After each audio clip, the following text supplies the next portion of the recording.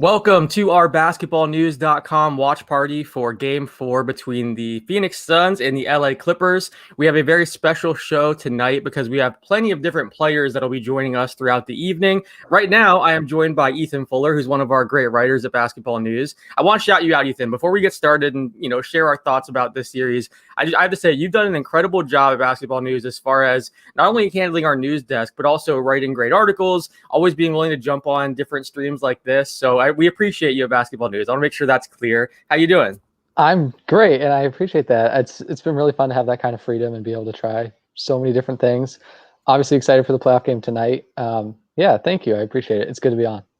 Yeah, we're happy to have you here. And so tonight we're going to have a bunch of different special guests joining in. As always, Etan Thomas is going to join us here in a second. He'll be kind of co-hosting. And then we have Corey Maggette, Cuttino Mobley, Darius Miles, Willie Reed, Tyrone Nesby, Keith Kloss, and maybe some others as well. So we're going to have a lot of former Clippers. We wanted to have, bring in some Clippers because we're watching the Clippers game. Etan is friends with a lot of these guys. And, throughout the game, we're going to be hanging out, sharing our thoughts. We'll also do a little bit post-game as well. So before we kind of bring in these different guests, I want to kind of preview this game a bit here. Ethan, what are some things that you're paying close attention to tonight, and who do you have winning tonight? I think it's really tough for me. I picked the Suns to win the series. I think it is tricky, though, because Devin Booker obviously still getting used to playing with the mask. He and Chris Paul both really struggled in the last game, just kind of getting back into a flow because Chris Paul obviously came back from his quarantine period. I think I might lean the Clippers, honestly, to even it up. I know it seems kind of cliche because they've already done that twice, but they're at home. They're probably more comfortable together because Cameron Payne, too, is also just coming back for the Suns from his injury. I think the Clippers are just going to have more solid ground to stand on. So I think I'm going to lean towards them, at least for this game. I think Cam Payne playing tonight is such a huge X factor for the Suns team. Yep. He was so big last game, that he played in without Chris Paul. And he's been great for them all, not only postseason, but all regular season too. His story is phenomenal. I was talking about this with Spencer Davies on our last stream here because I'm doing an article kind of about his journey, but it wasn't long ago that he was playing in China. I believe he got cut in China, which is pretty crazy. He didn't even make the CBA team and then went to the G League, shined in the G League. The Suns gave him this opportunity. But you had like quotes from the Chicago Bulls coaches when he was on that, on that team, them saying, we knew he wasn't an NBA player with, 5 minutes into the second practice. And the only reason it took 2 practices is because we thought it might be nerves in the first one. So, I mean, every team had kind of given up on Cam Payne. He was this high, draft pick, but then he really flamed out. So to see what he's doing now on this stage has been so much fun. I'm glad that he's back. Right now they're talking about him. He's averaging 20 points per game, 9 assists per game in the series. So he's been such a difference maker and such a surprise for the Suns team. I think I'm going to pick the Suns tonight to win. I hear what you're saying. I could totally see it being the Clippers, and I kind of hope it's the Clippers just so we have this series potentially go 6-7 games and last longer. And you have to credit what the Clippers are doing. I mean, they're getting so many big contributions from Reggie Jackson, Terrence Mann, guys that are really stepping up in other people's absence. So I really credit this Clippers team, but I just think the Suns team is playing so well. I don't think we're going to see what happened last game. I feel like that last game was kind of the worst case scenario for the Suns, and it was such an aberration. I feel like we're not going to see Chris Paul struggle that way again. I think even if he's not back to the Chris Paul that we saw, throughout the regular season and earlier in the postseason, I can't imagine he'd be that bad. I think he was kind of working the rust off. Devin Booker really struggled last game. They weren't knocking down their shots. I feel like it's going to be a lot different tonight. We also saw last game, Zubac, that was a career game for him. That was probably the best we've ever seen him play. So there were a number of different factors. I think I could see, if I had to pick, I would go with the Suns tonight. But again, I kind of hope the Clippers win. I totally get that anyway, because Devin Booker's not going to shoot 5 for 21 again. Chris Paul's not going to shoot 5 for 20 again. And they have so many other guys who you just know you can kind of count on. DeAndre Ayton is pretty reliable at this point. He's going to be solid inside. Mikal Bridges is awesome. He's one of my favorite players to watch. Cameron Johnson, very solid. Torrey Craig, very solid defender. There is a lot of safety there, so I get that. For sure. As I mentioned, this is our watch party for Game 4. We're going to be on throughout the entire night, kind of reacting to the game. We're going to be hanging out post-game, taking your guys' questions, and, we want to make sure you guys are involved too. So appreciate you guys hanging out with us, and definitely comment in the chat throughout the evening. And then, we have some special guests lined up. Etan Thomas is about to jump on here in a second. And then we also have Corey Maggette, Cuttino Mobley, Darius Miles, Willie Reed, Tyrone Nesby, and Keith Kloss jumping on. It's funny, Clips is usually on here with us for these watch parties, and the one time he's on vacation is the one time we have all these Clippers players. So he's very upset about that. But maybe we'll do this again sometime with Clippers players, and he'll be able to interact with them. But yeah, we appreciate everyone hanging out with us. Again, we'll be out here throughout the entire evening.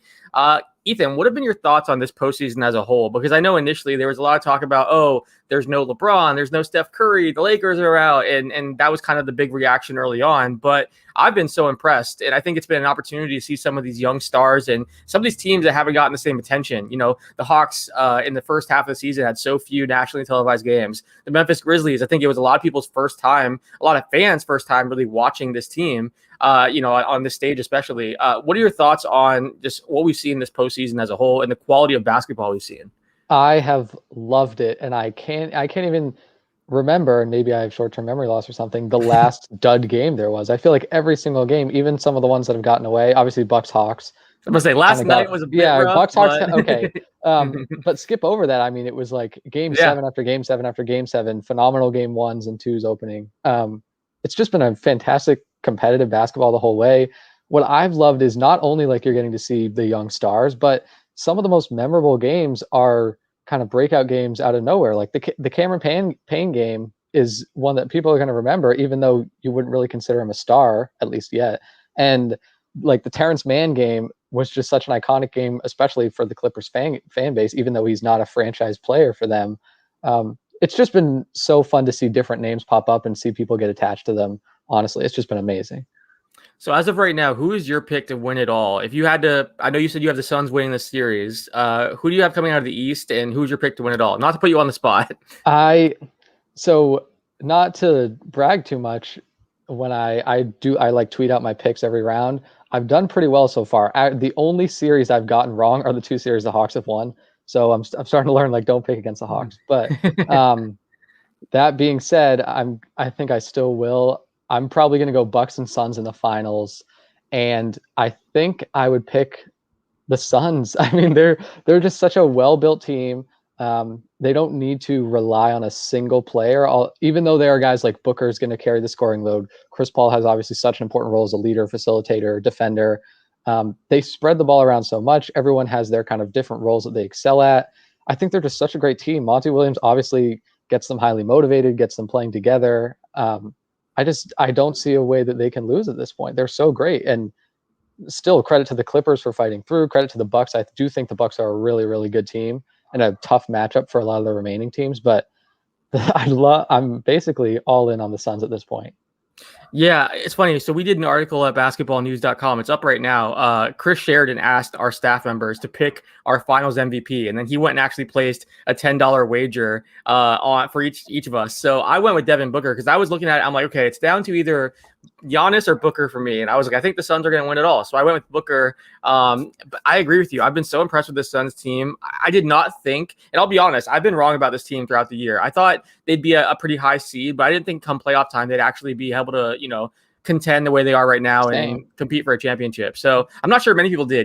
I think people who are saying they had the Suns winning it all might be lying. But you have been picking them right throughout this entire playoffs. I think we only had 2 people in the first round that picked the Suns correctly, and it was you and Rex Chapman, who works with the Suns. So he's not I think he'd admit that he's a bit biased there. Mm-hmm. So you were right on this team early, but I think you're right. Right now, they're my favorite to win it all. I've been so impressed with what they're doing right now. I just think it's not even just the fact that, Devin Booker's having this coming out party and looking like a superstar. Chris Paul, we know what he brings to the table. They're so deep. Their depth is amazing. I've been every game, like you said, it's different guys stepping up. We haven't even seen really everyone kind of play their best basketball at the same time. It feels like they've had different guys here and there. But one game it's Cam Payne, then it's Mikal Bridges, then it's Cam Johnson, then it's Jay Crowder, then, and that's after the kind of the big 3 of Booker, Ayton, and Paul. So yeah, I've been so impressed, but I have been impressed with this Clippers team too. To lose Kawhi Leonard and be able to fight the way they have,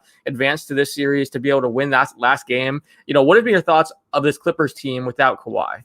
I'm so impressed, and honestly, a lot of the guys that have stepped up are guys that I kind of counted out as being really positive contributors. Reggie Jackson specifically in the last couple of games has been spectacular, just as another scoring option when you don't have Kawhi.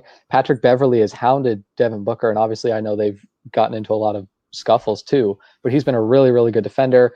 Nicholas Batum I really like. They've kind of been willing to go small at some points, but then also Zubac has had some fantastic games. The Clippers have been great, and I think their depth has honestly surprised me a little bit because they have gotten contributions from everywhere else, and I didn't expect that at all.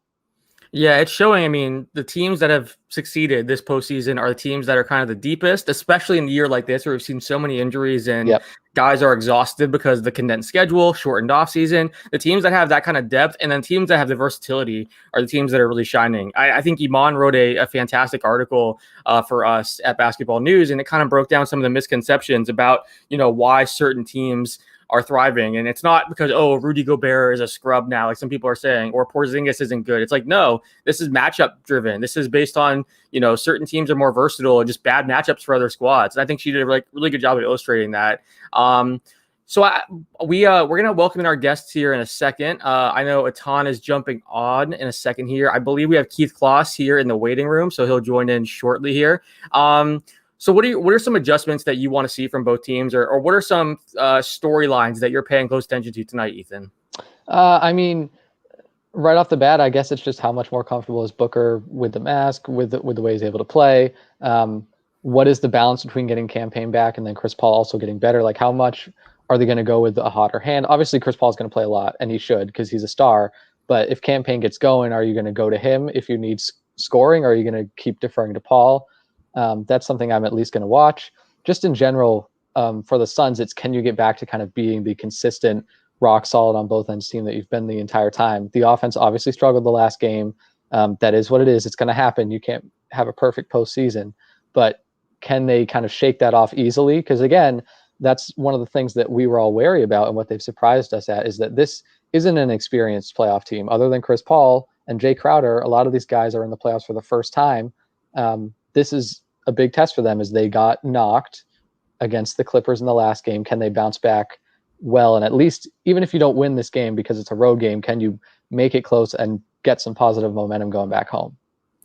Yeah, you mentioned, kind of the balance between campaign and Chris Paul. Jesse Blancarte, who works with us out in Los Angeles, he was at last game, and he kind of, he's covered this Clippers team all year long, and he was saying that he thinks Payne's speed on his drives opens up the Clippers defense in a way that CP3 really hasn't been able to do, or at least wasn't able to do last game, just because, he's kind of fighting his way back from COVID and everything. He was saying that the speed that Payne kind of provides, it throws the Clippers off a bit, it seems. So having that 1-2 punch tonight, I think is going to be really special for this Phoenix team. So we'll see how they kind of balance that out. Again, so we have a special show tonight. We're going to keep welcoming in guests throughout the evening.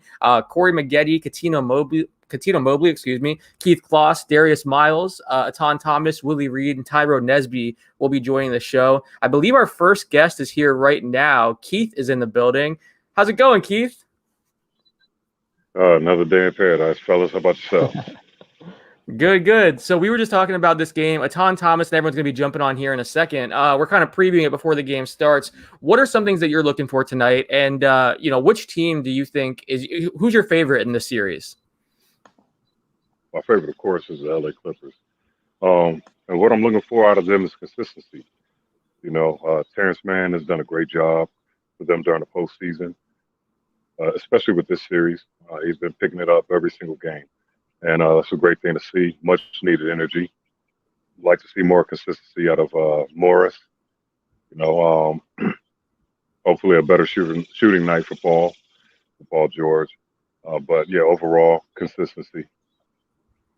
So you obviously know what it's like to play for the Clippers, and I've talked to a lot of Clippers players about just kind of what it's like being in LA next to the Lakers, and this is a postseason where we've seen the Clippers are still in it. The Lakers lost in the first round. How proud are you of this Clippers team, seeing them advance this far, and what is that like, kind of being a Clipper in Los Angeles?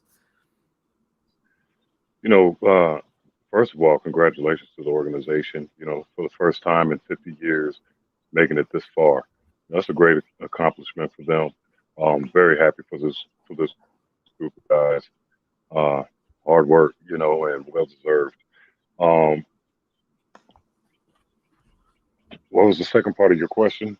What's it like What was it playing like for the being in Clippers? Los Angeles Yeah. with the Clippers? Yep. Yeah, it was, man. It was crazy because of course, LA has always been known as Laker town. About 80% of Los Angeles are Laker fans. So, you know, but the Clipper fans are, they're showing up and they're showing out, and the fan base is growing considerably. It was always crazy because, everywhere we went, especially back in my era, there were just Laker flags everywhere. We rarely saw anything, Clippers related unless it was one of our fans, and they were far and few in between back then. So it was great to see the progression, and I'm just sitting here happy for the guys and rooting on the organization. I love the direction that they're going. I'm really happy with the owner, Steve Ballmer. He's done a great job turning around the culture, turning it into a winning culture. The job's not done. This is our first time here. And, we still got a ways to go before we can really sit back and celebrate anything. But hopefully we'll get there. Just got to take it game by game. For sure. Let's welcome in Etan Thomas. Etan, what's up, man? How you doing? What's going on? How y'all doing? We're Boss just sharing our Kloss, thoughts. what's going on, My sir? man, Etan, what's happening with you? Man, how you feeling? You doing good? No, man. Yeah. Yo, Good. Oh, wait, hold on. You breaking up. Oh, there we go. It's this We can hear you Texas now. Wi-Fi, man. You said it Texas Wi-Fi? Texas Wi-Fi, man. Yeah, man. So I was saying, man, I've been seeing your work and proud of you, man. Keep pushing. Appreciate it, man. Appreciate it, definitely. So, Etan, we were just talking about kind of our thoughts entering this game. We want to kind of preview it a bit before it starts. Who do you have winning tonight, and what are some things you're paying close attention to? I got the Clippers winning tonight. I don't know why they're playing better when they're down 0-2. To be honest with you, but I got them winning tonight. They love this last game was tough. That last game was tough. Ooh-wee. And I still don't all the way understand what happened at the end, to be honest with you, with the inbound play. Y'all might have to break that down to me once so we have a little bit of time. That inbound play, I don't understand how, that doesn't seem like that should count. Yeah, so apparently, help me out with it. Yeah, it's basically a loophole in the rules where because it wasn't a shot attempt, you can goaltend on it. So it's something that the Suns kind of found out years ago whenever they did it with Tyson Chandler. I think it was actually Devin Booker throwing the pass to Tyson Chandler last time too. So Booker's been in a situation before. The Suns have kind of done it before. I think Jay Triano, the coach, kind of found the loophole. So because it's not technically a field goal attempt, it's an inbound pass, you can goaltend. So he said he asked a bunch of people at the league office, hey, can we goaltend this? Is this how it works? And they were like, yeah, you can do it. So they kind of kept it in their back pocket for a few months, and then it worked out. 3 months later, they ended up using it, and then now smart of Monty Williams to kind of know that rule and take advantage of it. You think it's going to be a rule that they change here in a little bit, or are they going to just let it roll? That's a good question. It's one thing to do it in the regular season and no one really notices, but to do it on this stage, I'm sure there's going to be some conversations. Yeah. Depends how many teams start abusing it too. Like right now, it's one team, but if it's a league-wide thing, that might be an issue. Yeah, but that was huge. That was that for them to do it then. Yeah, I was looking. I was like, wait, that's not legal, is it? Can they do that? All the Clippers players were like, it's goaltending. No, it doesn't count. They're all so confident that it doesn't count. And then you can see the Suns players because they, a lot of them saw this play a few years ago. They're all celebrating. They knew. Yeah, Devin Booker after the game, they asked him were you kind of confused? Did you think it would work? He's like, no, I've seen this movie before. I knew it counted. He knew it counted. Yeah, but a lot of people were confused by it. It makes sense. I mean, it's something you don't really see often. Right. All right. Etan, what's been your thoughts on this postseason as a whole? We kind of talked about it. Ethan and I did earlier. Just the quality of games, so many young players kind of stepping up and showing what they can do. What have been your thoughts on the whole postseason? I mean, it's been unfortunate there's been so many injuries, to be honest with you. True. It's kind of like you've heard a lot of people say that it's kind of a battle of who's the healthiest. But you got to give it up to the people who stepped up. I mean, I've had a great seeing Phoenix and in Atlanta, I mean, they've overachieved massively. Like nobody thought Atlanta was going to be doing what they're doing right now, and Phoenix as well. So you got to give credit where credit is due. I like to hear the stories where they count people out and then they prove everybody wrong. That's one of the reasons why I'm rooting for Paul George to do well. I wrote the article about him because I just heard so many people dumping on him and counting him out. Then he played well and they got past. Then of course, especially after Kawhi went down, they're like, the Clippers are done. And then Paul George stepped up. You know what I mean? He had other guys step up and everything. And so I like stories like that. That's kind of what gets me going when people prove people wrong. So from that standpoint, I think that, playoffs have been great. Let's talk about Paul George, because I thought your article on it was excellent. I know you talked about it with the Knuckleheads, Darius Miles and Q Rich as well, whenever they were on your podcast, the rematch. I thought it was interesting because he has gotten so much hate, and you look at kind of the reason why. It's interesting. I mean, I think part of it was because he was seemingly being cocky, and everyone got mad about the playoff P comment and stuff. So they were like, "Oh, haha, karma, you struggled." But like you said, this is a guy that came out and admitted he had some mental health issues and stuff. And when other guys like DeMar DeRozan or Kevin Love or others have spoken out about their mental health issues, they've been praised and everyone's like, has their back and everything. And then whenever it's George, the reaction was all negativity, and it was kind of strange to see. So what are your thoughts on the way he's kind of been covered, and then also just the reaction to some things that he said? I just thought it was blown out of proportion. I mean, that's, people got so upset about it, and they were so mad, and I was like, it's a little too much, isn't it? I mean, I don't know. I mean, I thought it was a lot, but there's also deeper than that, because a lot of people especially in LA, love to hate the Clippers. Yeah. And it's like when they were playing well, they were hating them more. And then, it's like they rejoiced in them, failing in the bubble. And I don't know. I like rooting for the underdog. So that's just me. I think part of it with George was that he leaves Indiana. He leaves OKC. There was the thought he was going to join the Lakers, and they're obviously the biggest fan base. So to, turn down the Lakers made a lot of Laker fans upset. So you have he kind of is alienating a number of different fan bases, like Indiana, OKC, the Laker fan base, and then the other fans I think just kind of joined in to some of the mocking and everything. But here's my issue with that though. Why are Lakers fans that mad at Kawhi? He alienated them. They thought he was coming to the Lakers. He didn't go to the Lakers. So, but they don't say anything about it. I mean, why are they so hard and so, on I will say though, I mean, I don't want to say he brings some of it upon himself, because I don't think anyone deserves that kind of attacking and stuff. But I will say some of the comments he made, like the way he threw Doc Rivers under the bus and some of his teammates, I think those kind of things rub people the wrong way too. So then when they see a guy that they've seen in the past that's been kind of not really taking accountability and blaming others and stuff, whenever he's struggling, I think some people are celebrating it because they're like, oh, finally you're getting, it's kind of karma in some ways. I think some of his comments didn't help his case, is what I'm trying to say. Okay, that's fair. Yeah. We got Keith back. Let's add Keith back in. I know his Wi-Fi. What's up, Keith? Got that good Texas Wi-Fi. The Texas Wi-Fi, so I missed a lot of what was said. Where in Texas are you? I'm in Mansfield. I'm right outside. I'm 30 minutes outside of Dallas. Okay, that's what's up. That's what's up. Gotcha. So I do want to, mention we have a number of guests that'll be joining us tonight.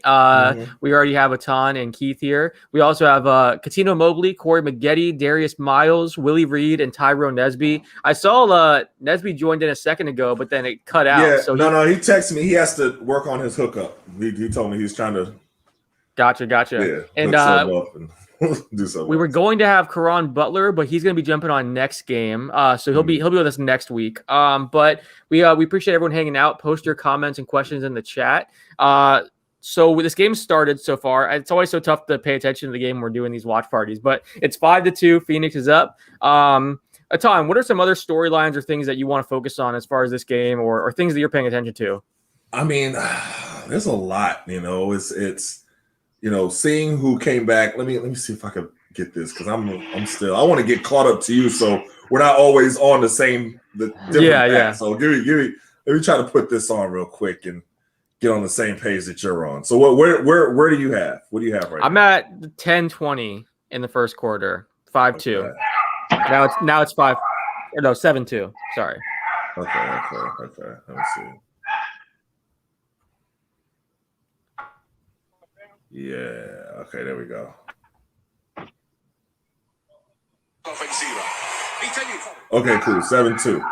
There we go. Perfect. All right. Cool. All right. I got to get it right on because you be announcing stuff. I'll be like, man, I'm not seeing any of that. That's the worst. Ethan mentioned it. Right? Ethan mentioned it earlier. He's excited to see how Devin Booker kind of adjusts to the mask. I thought it was really cool that he reached out to Rip Hamilton and kind of asked for some advice. And Rip told him basically whenever he wore the mask, it was like kind of, going into character. And he felt like he could be more aggressive and not really worry about contact. And it was like his, put it on the cape, the superhero cape. What are your guys' thoughts on how Booker's kind of played with the mask? It was rough. The first game was rough. Yeah. Yeah, it was a little rough. What'd you think, Boss Kloss? It's always going to be an adjustment period, when you're adding something new to the uniform, especially when it has to do with covering your condensation. You have to worry about, basketball. But when you use to make the right adjustments, man, that Wi-Fi is struggling. Yeah. Oh, we lost them again. Etan, have you ever had to wear a mask or, like a brace or anything that kind of restricted you? No, I haven't had anything like that. I mean, I don't have anything to add to that one. But it's interesting. They struggled between him and CP3. I mean, you had to imagine that Chris Paul was going to struggle a little bit coming back from COVID. I don't know what he was really able to do in that time frame. He looked a little bit off for a little while, but you had to kind of imagine that was going to happen. But we'll see. We'll see how it works. This time. Ethan, I've been trying to get this all set up and get everyone welcome in here. What are some things that you're seeing early on, Ethan? I was seeing. We talked about the alter ego of Rip Hamilton being more aggressive. I just saw Booker drive the lane. Nice finish through contact. So there you go. He's being more aggressive. It's cut to commercial break right now for me, but it was 10-2. So good start from the Suns. That's something we kind of talked about is like, how well can you as outside of Chris Paul and Jay Crowder, you're a pretty young team, not a lot of experience. How well can you shake off being kind of knocked on your butt away from home? And they're doing a pretty good job so far. So that's good for the Suns. And I guess for the Clippers, it's can you kind of keep other guys involved? Like Reggie Jackson had an awesome game last time. Can we get him going? Terrence Mann, can they get him going? Around Paul George, obviously. But just see, what other characters are coming to play throughout this game. Reggie Jackson been playing great the whole playoffs. Yeah. I've been really impressed with him. Let's welcome in. Yes, he has. Yeah. Special guest. Cuttino. Yo, what's up? What's going on, sir? How you feeling? I'm good. I'm sitting here on the couch, my boy's couch. Kids are in the pool. In the pool. Life is good. Let me make sure I get on here for ET kill me. No, you're good, man. You're good. We was just talking about Paul George, and it's interesting. Right after because I got your quote for the article, and it was interesting because when he played well and they won, it was quiet. And then when he missed the free throws the other day, they all started all over social media. I saw again. I was like, wow, they really could not wait to get the opportunity to talk bad about this man again. Like, help me out, Kat. Why is it like that with him? Well, I think, listen, it's with anybody at the end of the day, right? They're always going to have critics. I just think that's just in life. All right. So, I think we as a generalizing, should pause on the sensitivity of these things because people are human and this day and age, because of Twitter, Facebook, and Instagram and everything like that, you have the people who've never played before, people who played when they were in grade school, whatever it is, they have an opinion. They could just write a comment, right? So I think it's more so them that's breeding that energy of negativity. Once he does one thing wrong, whether he don't pass it or he turns it over or missed a free throw, I think it's more that than anything, right? Opposed to his peers and journalists, true journalists, that's not looking for a paycheck. I think it's more so that, and what we've done as real connoisseurs, real people of knowledge of the game and understanding it's not just the free throw that lost the game. It's way more than that before the game. The calling of the game. Someone just played amazing, no matter how many free throws you miss or make. I think that's what it is, and I think what we do is we get caught up in the narrative at the moment, right? I think that's what we more so, not so much focus on, but more so we focus on the most at that moment. Hey baby, I love you. At the moment, right? So right. I think it's more so that, bro. By the way, what's up, guys? Sorry, I just I woke up. You're good. No, I woke up on the couch and like, oh shit, let me get on this thing. No, that was great stuff. That was great stuff. But, yeah, because the game was coming on, I heard the alarm clock. So anyway, I think it's more that. And another thing too is that I think that Paul naming himself Playoff P didn't help. It didn't help. You know what I mean? Throwing Doc Rivers under the bus a bit. There were some things that he said that didn't help his case. That's what I was saying to Etan. That's what he was just saying. It's just, listen, I don't know about you guys, but, Doc's never been the bad guy. And all of a sudden, lately, Doc's been the bad guy. I don't know where it came from, though. I think it's, it's those type of children that you have in life where it's like, I can't do nothing right as a parent. Big Baby saying something. Josh Smith, who was only with him for like 2 weeks, said something. I don't know. I love Josh. I love Big Baby. I love Paul. I love these guys. It's like, I don't understand, where it comes from. Again, listen, there's bad coaches out there, of course, but Doc Rivers is not one of them. Okay. I don't, I'm curious.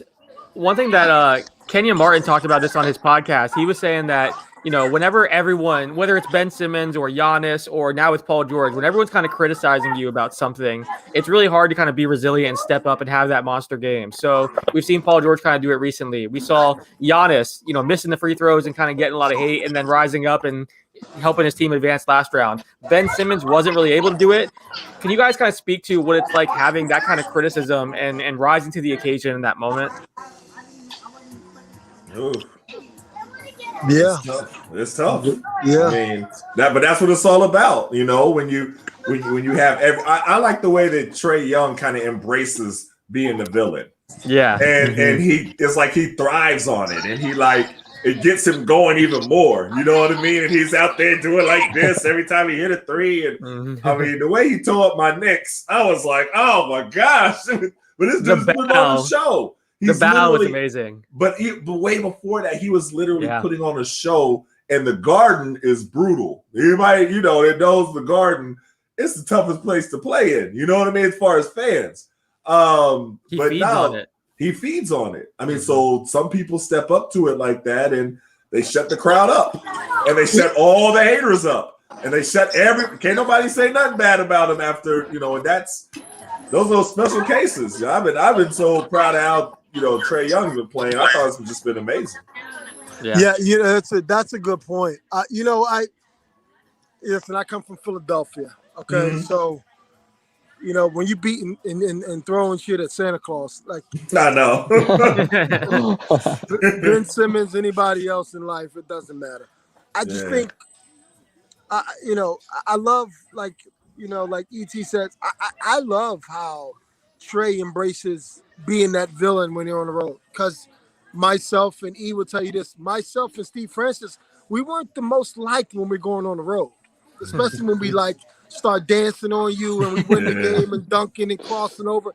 Man, people didn't like that. You know what I mean? Coaches didn't like that. Like, they didn't like it. So I embrace it. And now the funny thing is, if you can play that reverse psychology and being able to connect with the fan who doesn't like you at the moment, sooner or later, guess what? You're singling out that fan. Now, it's a whole bunch of them, but when you single out that one fan, that fan's, guess what? A fan of you now. That fan's like, God, I hate, but I love that guy. Right. You know what I mean? Like me moving to California and always having battles with the Lakers. Believe it or not, they won championships, but we always, the Rockets with us, we always split with them, and it was always a battle. And I got here, and I swear to God, hundreds of thousands of people like, yo, we hated you when you were with the Rockets. You and Steve just like did whatever you wanted. But it was like, we love you because you embraced us. Like, it was like, I can talk back shit to you and it's okay. And basically I'm acknowledging you as being whatever type of fan you are.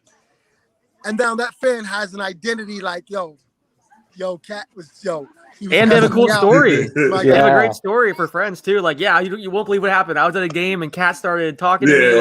Like, they get a story out of it. Yeah, no, for sure. It's, it's basically like my most recent one. Today, I wake up to a DM, whatever you want to call it. I guess they just replied on and they were like, "Yo, OG, you ain't respond. Milwaukee beat, Atlanta." I'm like, "That's funny." I said, "Ha ha ha. You didn't respond when Atlanta smacked that butt the other day." Right? So it's like, and then he hits me in my DM. He's like, "Yo, little friendly bet. Let's just bet a little something on Milwaukee, my Milwaukee team." And it was just like, it's very friendly, right? It's like they'll push it super far if you attack them, but if you reverse it and be cool with them and joke with them, 9 times out of 10, the fans like, "Yo, that's my dude. That's it, dude. That's my dude. I like him. I bugs him." Like, it's like that's great. I don't know, E. What do you think? That's just what I. No, that's a good point. T-Naz, what's going on, man? Yo. What's up, Cat? What's up, my man? What's up, baby? T-Naz had to get his hookup right. He had to get I'm always messed up, man. I was gonna take my wife's phone, but she's on call, so I couldn't take her phone. So my phone, for some reason, man, it only do audio. It can't do video, so I don't understand why. Man, I swear, every time I see this dude, for the longest, I'll be like, man, if they need a stunt double for Rush Hour 4 or something like that, they need to call T-Naz. This dude looks so much like Chris Tucker to me all the time. It's good. It's good to hear you guys talk, man. It's good. Really Definitely. good. And Kat, you right about the fans, man. You're really right about it. You gotta embrace them. Good. It comes with the good and bad when you're with the fans, man. And even when they own you tough, you gotta laugh with them. You gotta dap them up. You gotta do all that, man, just to keep them on your side at the end of the day. Yeah. So I like that. Yeah. I'm curious too, Kat, you mentioned, being from Philly and just kind of how the fans in Philly treat their players. Do you think, and treat Santa Claus even, do you think it's I may get some hate for saying this, but do you think it's a coincidence that we've seen Ben Simmons, Markelle Fultz, Carson Wentz, these are a number of players now that were number 1 picks that have kind of dealt with some struggles and the yips and some mental issues. Do you think that is a coincidence, or is it a side effect of playing maybe in that market? No, listen, they weren't really bad on Markelle Fultz as much as Ben Simmons and Carson Wentz. Yeah. And the reason why, to me, okay, because I'm just one person, is because of the personality. if your personality is not as, I don't know, obnoxious, I don't know, pompous, stuck up, like Ben Simmons has. Listen, I love Ben, but he still has that like, kiss my ass kind of, you know what I mean? Like, I'll do me. Yeah. And Carson Wentz he rubbed his own teammates wrong, right? Carson Wentz was like, I don't know how he was in public, but if he was like that, like, yeah, yo, not right now, to everybody. Philly don't play like that. You know what I mean? Like, AI, think about it. Allen Iverson, Charles Barkley, nobody love them. These cats was out there partying and having fun with all the fans, everybody, when they wasn't supposed to. So when you have, if you can, like Nez know, like E know, when you can, like, when you, as a player, when the fans can identify with you, and whatever, if you never go out, but then you still have a personality that they can connect to, you're good. But if it's like, what media, what a lot of things that you are on the court, blah, blah, blah, your personality, if you kind of like that little asshole-ish kind of thing, they're like, yeah, we coming after you, bro.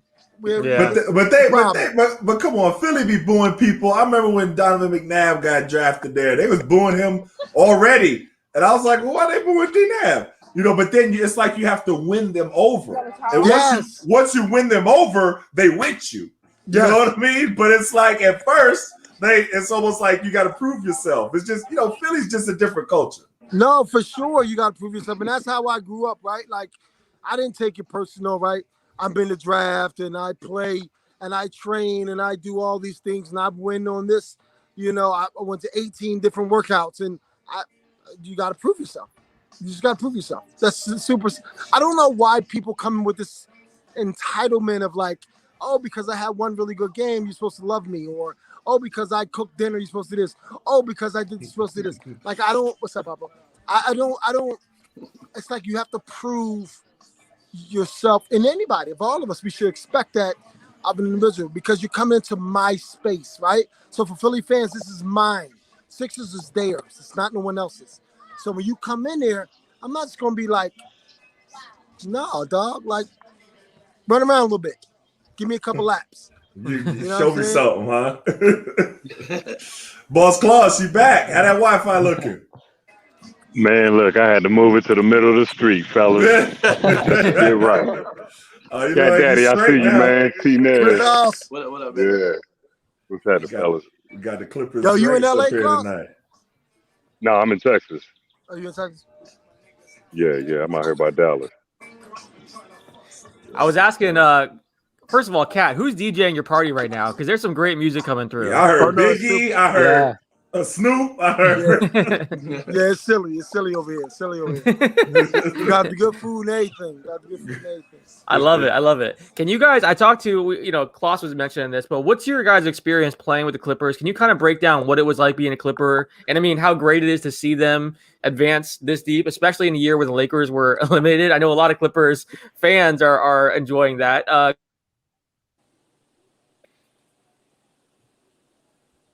Y'all, now Alex froze. Yeah, but he froze. Yeah, he froze for a minute. I got nervous for a second. I thought it was me again. You thought it was you? Nah, but T-Nez, you gotta start knowing how to, because the Clippers, I mean, honestly, seeing Clippers' success, I'm happy for them. We was talking about it before you came on, but it seems like the people in LA are either, you know what I mean, they're Lakers fans, or they can't. Sometimes they can't be happy for the Clippers. You know what I mean? It's like like it's against their whatever to be happy to celebrate the Clippers. But. Right. I mean, one thing when I was there, we was kind of like the JV team. Oh, for real? Now, we like the JV team when I was there. But things have changed a lot, man. I mean, now they the varsity team, and I feel like the Lakers the JV team now. So I'm very excited to see the Clippers get to where they at right now. I think it's great to watch them develop. I'm not trying to blame anything on the owner when I was there, but I know they was just putting teams together. They weren't trying to put teams. Well, they weren't putting teams together to try to win a championship. They were just throwing guys out there. But now I feel like they're trying to to win a championship now. So it's like the team is built a lot stronger. I think when I was there, I mean, Kloss, we was there together. I mean, practices was just regular old practice. It wasn't really like we didn't dog out like we should.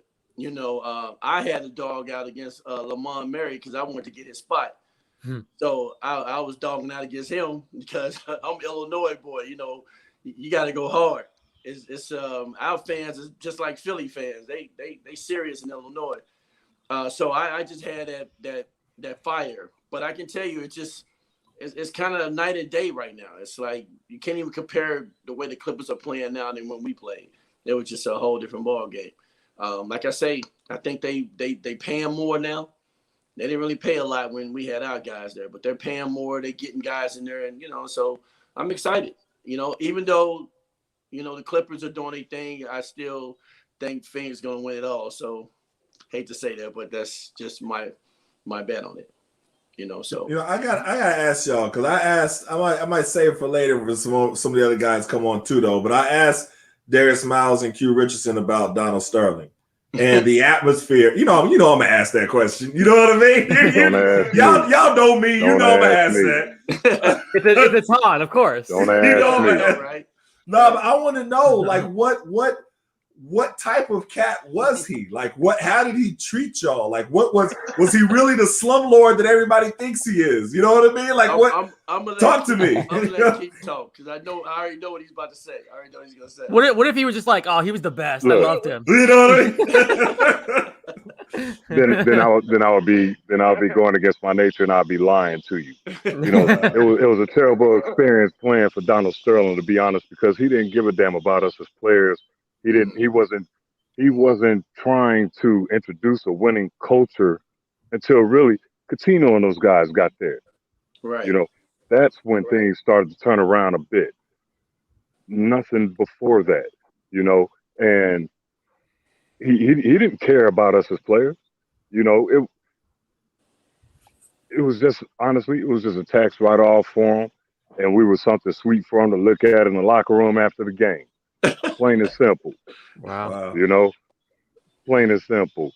That's why that's why I mentioned Ballmer earlier, and how proud I am that they have an owner who actually cares about winning, who cares about his organization, and so he's doing the right things. He's bringing in the right pieces. We had great talent back then, but we weren't always allowed to really play or show our potential for whatever reasons. It was a different climate back then,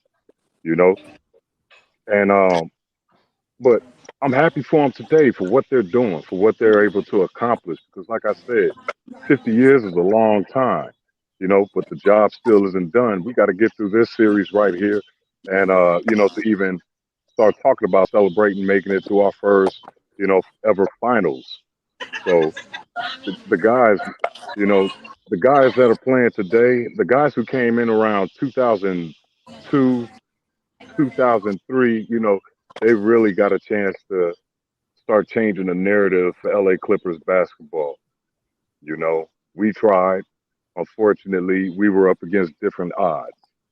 But these guys, ever since then, for the last 20 years or so, they've been making a big difference. They've been forcing things to get better in LA by winning. Yeah, I think for me, and I can't say I was the first free agent that they paid a shitload of money to. But Donald Sterling, to me,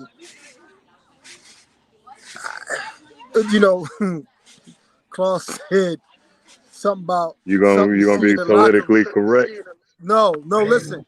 No, he said something about the locker room. That shit is true. Yeah, wow. It's weird, man. He would come in the locker room weird. Like we was smorgasbord, like niggas was in like Sizzlers and some shit. Like, yo, look at what I got. Look at my guys. Like, look at my like he owned you. Like Get Out? Like Get Out? Like yes, the movie Get Out? yes. Yeah. Wow. Yeah, Like absolutely. No, he would come. It was up to me, showcasing man. your thoroughbreds, kind of like, you know what I mean? Like, And look it at his was muscles. deeper Look than how it was tall he deeper is. than Look how good looking he is. Look at this. Like, it was like that. Yeah. I've never in my life felt that before. And Les Alexander was an amazing owner. I talk to him to this day, right? I'm in Sacramento. I was only there for a stint. But my point I'm trying to make is like, that to me was strange. Then I start to understand that, like, he in a different level, right? He be doing a lot of little, little weird shit, So, but as far as like winning young, Clippers always had the most talent, but I think what it was is it's like manipulating a child and knowing that when the child grows up, the child understands that, like, yeah, like mom or dad was like blah blah blah blah, whatever they were, right? It's you have all that talent, and the reason why he didn't bring in or pay for at that time real veterans to help the younger guys, the Klosses, the Neds, you bringing in the Oakleys and all these type of people is because they weren't going for it right away, and they would expose them. right. When Absolutely we got right. here, it was different. It was different in a way where it's like you're bringing vets in, shut the fuck up. We got this going, right? Like it was Mike Dunleavy and Elgin Baylor, and listen, I was in a situation where what's new to me. We practiced at a gym called the Spectrum, and I'm sharing locker rooms. I'm sharing locker rooms with, like, no disrespect, I'm not Regular dudes. older I heard. like white dudes and older like Yeah. why am I here with this dude? That's crazy. Cat, we were at Veterans Park. Yeah, we was at Veterans Park. So we were everybody in the public. Yep. Yeah, no. We didn't even have a That's facility. crazy. We didn't even have a spectral. We were at a public park using their gym. Yeah, it was very slumlordy, slumlordy. It was very slumlordy when you have to share a public gym. Not to be funny, but like I'm gonna use my Paris Hilton like with civilians. Like it was like I'm sitting like, why am I sitting next to this dude right here? Right. And the first time, what are you doing, dog? What's up on? the first time I realized that we operated below the norm, below the professional levels when we went to Phoenix to play, and their practice facility is in the same, is in the arena. Right. You know what I mean? Right. I'm like, hold on, their practice court is right here down the hall from the big, the main floor. Public gym, public park, and then Phoenix Suns. It was a big time, it was a shock. And yeah, because that's all you knew. The home teams, and then on road trips, going to holler at our buddies after a game or whatever in their locker room, especially if we're going to be there overnight or something. And seeing the difference in the way their locker rooms look compared to ours. We didn't get a real good locker room until we moved to Staples Center. Right. You know what I mean? The best locker rooms we had were on road trips, the visiting locker room. Wow. So things didn't change, and cosmetically until we moved to Staples Center. Yeah, but Sterling, man, he's right, man. He was different. Every time that man came in the locker room, I'm not gonna lie, he'd put his hand on my. He'd put his hand on my shoulder and be squeezing my. Talk about the kung fu grip. Yeah, be squeezing my shoulder while he's talking to everybody. And Kloss always. So about the time he held your hand. So I'll be looking at this guy like, man, why Kloss was silly. My shoulder talking every time he comes into the locker room, man. It was just so weird. It was so weird, man. He was different. He was different. But he most definitely went there for us. I can tell you. So let me ask y'all this, because this one question I asked Q Rich and them. When y'all heard the tape, right? Were y'all surprised? Were y'all like, oh, I can't believe that he actually said this? Or were y'all more like, I'm surprised he got caught up like that? You know what I mean? But was it a surprise that he said what he was on tape saying? No, yeah, okay. So let me say that first before these guys go. Okay. For me, listen, my mom picked cotton. My grandmother picked cotton. My grandmother didn't like white folks. Okay. I heard some shit in my household growing up.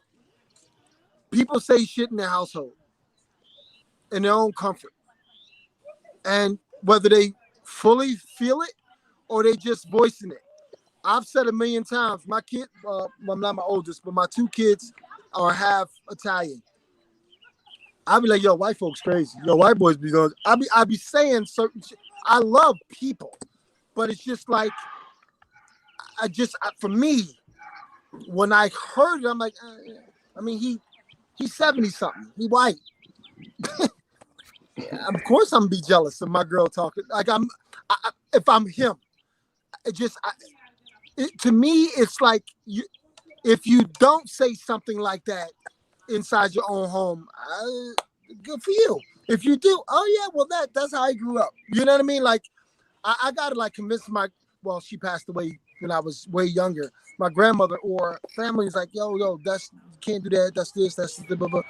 But like to be so surprised that people have these different ideologies, to me,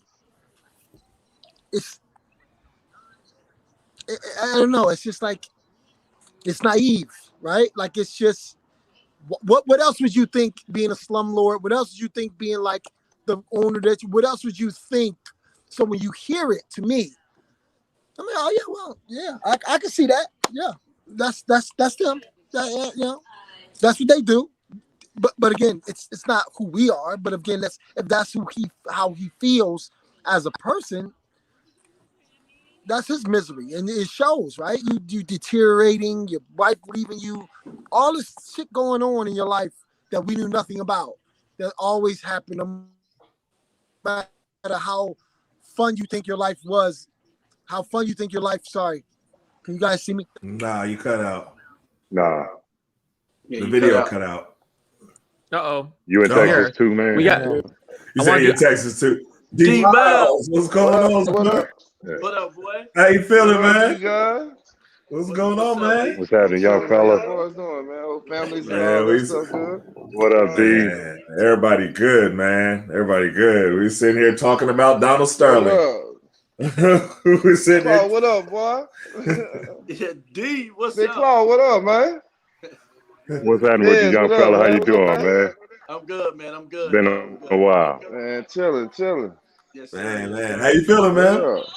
Yeah, we sit there watching these Trying to get on Clippers. here. You know I'm old school. The old school? Nah, I'm old it's all school. good It took me though. a minute to get on this jump. It's all good, man. Hey, what's your predictions, real We quick? were talking about. We get back to Sterling, but I want to get D Miles. man, What's you your know, predictions, real quick? I mean, I'm Clippers, man. I'm You riding are with the Clippers, man. We need one in LA. I want to live to see a Clippers parade in LA. So I'm riding with them no matter what. I can dig that. That's what's up. Hey, I want y'all to finish That's up on what's this up, though, man. because I do want to hear a little bit, and then we get back to this game. But T-Dez, you tell me what you thought when you heard it. What did you think? I'm kind of like how Cat was, man. I mean, I don't know why we so surprised. I mean, these dudes, these older guys, they talk like this all the time, man. They just happen to get recorded, and we caught it. I mean, it's. I mean, how old was he? What is he, about 70 something, 60 something? How old was he up there. Yeah, he's up there, but I mean, that was his life when he was young. I mean, that was his life. That's how they talk back then, man. So I'm not surprised that he, I got some older siblings, man. My uncle, them all, and they talk a certain way when they in the house. About white folks. So it's still the same thing. It's like what we talking about? That was their time. We're talking about Donald Sterling. So Yeah. So I'm not surprised that he said what he said, man. So at the end of the day, it's like he got caught. It's time to move on, and maybe that'll quiet up some of the other owners that's out there that thought they was free to talk and say what they want to say. So I don't know, man. So that's given all your experiences with him, you guys all kind of talked about how weird he was and how he seemed like just not a good dude. To be clear, it wasn't a bad owner. He was a bad guy. Well, how nice was it to see Adam Silver, the way he kind of handled the whole situation and everything that happened? I applauded it. Who's calling it? I applauded it. I was happy. Talking about I Sterling? applauded. I said it's about Sterling, time. yeah. Because it was widely known throughout the league, especially within our owner circle. And I asked certain owners and general managers if they had knowledge about this, and they did. And I asked them why they didn't come forth to say anything about it. And their reasoning was that they had stuff on him dating back to 84, 85, and they're just waiting for him to come at them wrong so that they can go ahead and spill the beans on him. So that's why we didn't hear anything from any other owners, as far as speaking out against the way he really felt about his players, especially his black players. People stay hush until, he says something about them. So that way they can go ahead and unload everything they had on him. Unfortunately, the young lady beat him to the punch. That's interesting. That's interesting. All right, I just want to see what y'all thought. I think his sister told me during All-Star Weekend. It's funny you say that. Man, I think for us as a community, being a black community, there's a lot of things that being who we are. That's a step in the right direction. What happened, what Adam Silver did, and I think it's because of the pendulum swinging right towards us. Is it swinging fast enough? No, but it is swinging, right? Because you're being held accountable for what you do, what you say, blah blah blah. Now, and there's friends. I have goddaughters. I have 3 goddaughters who are Jewish.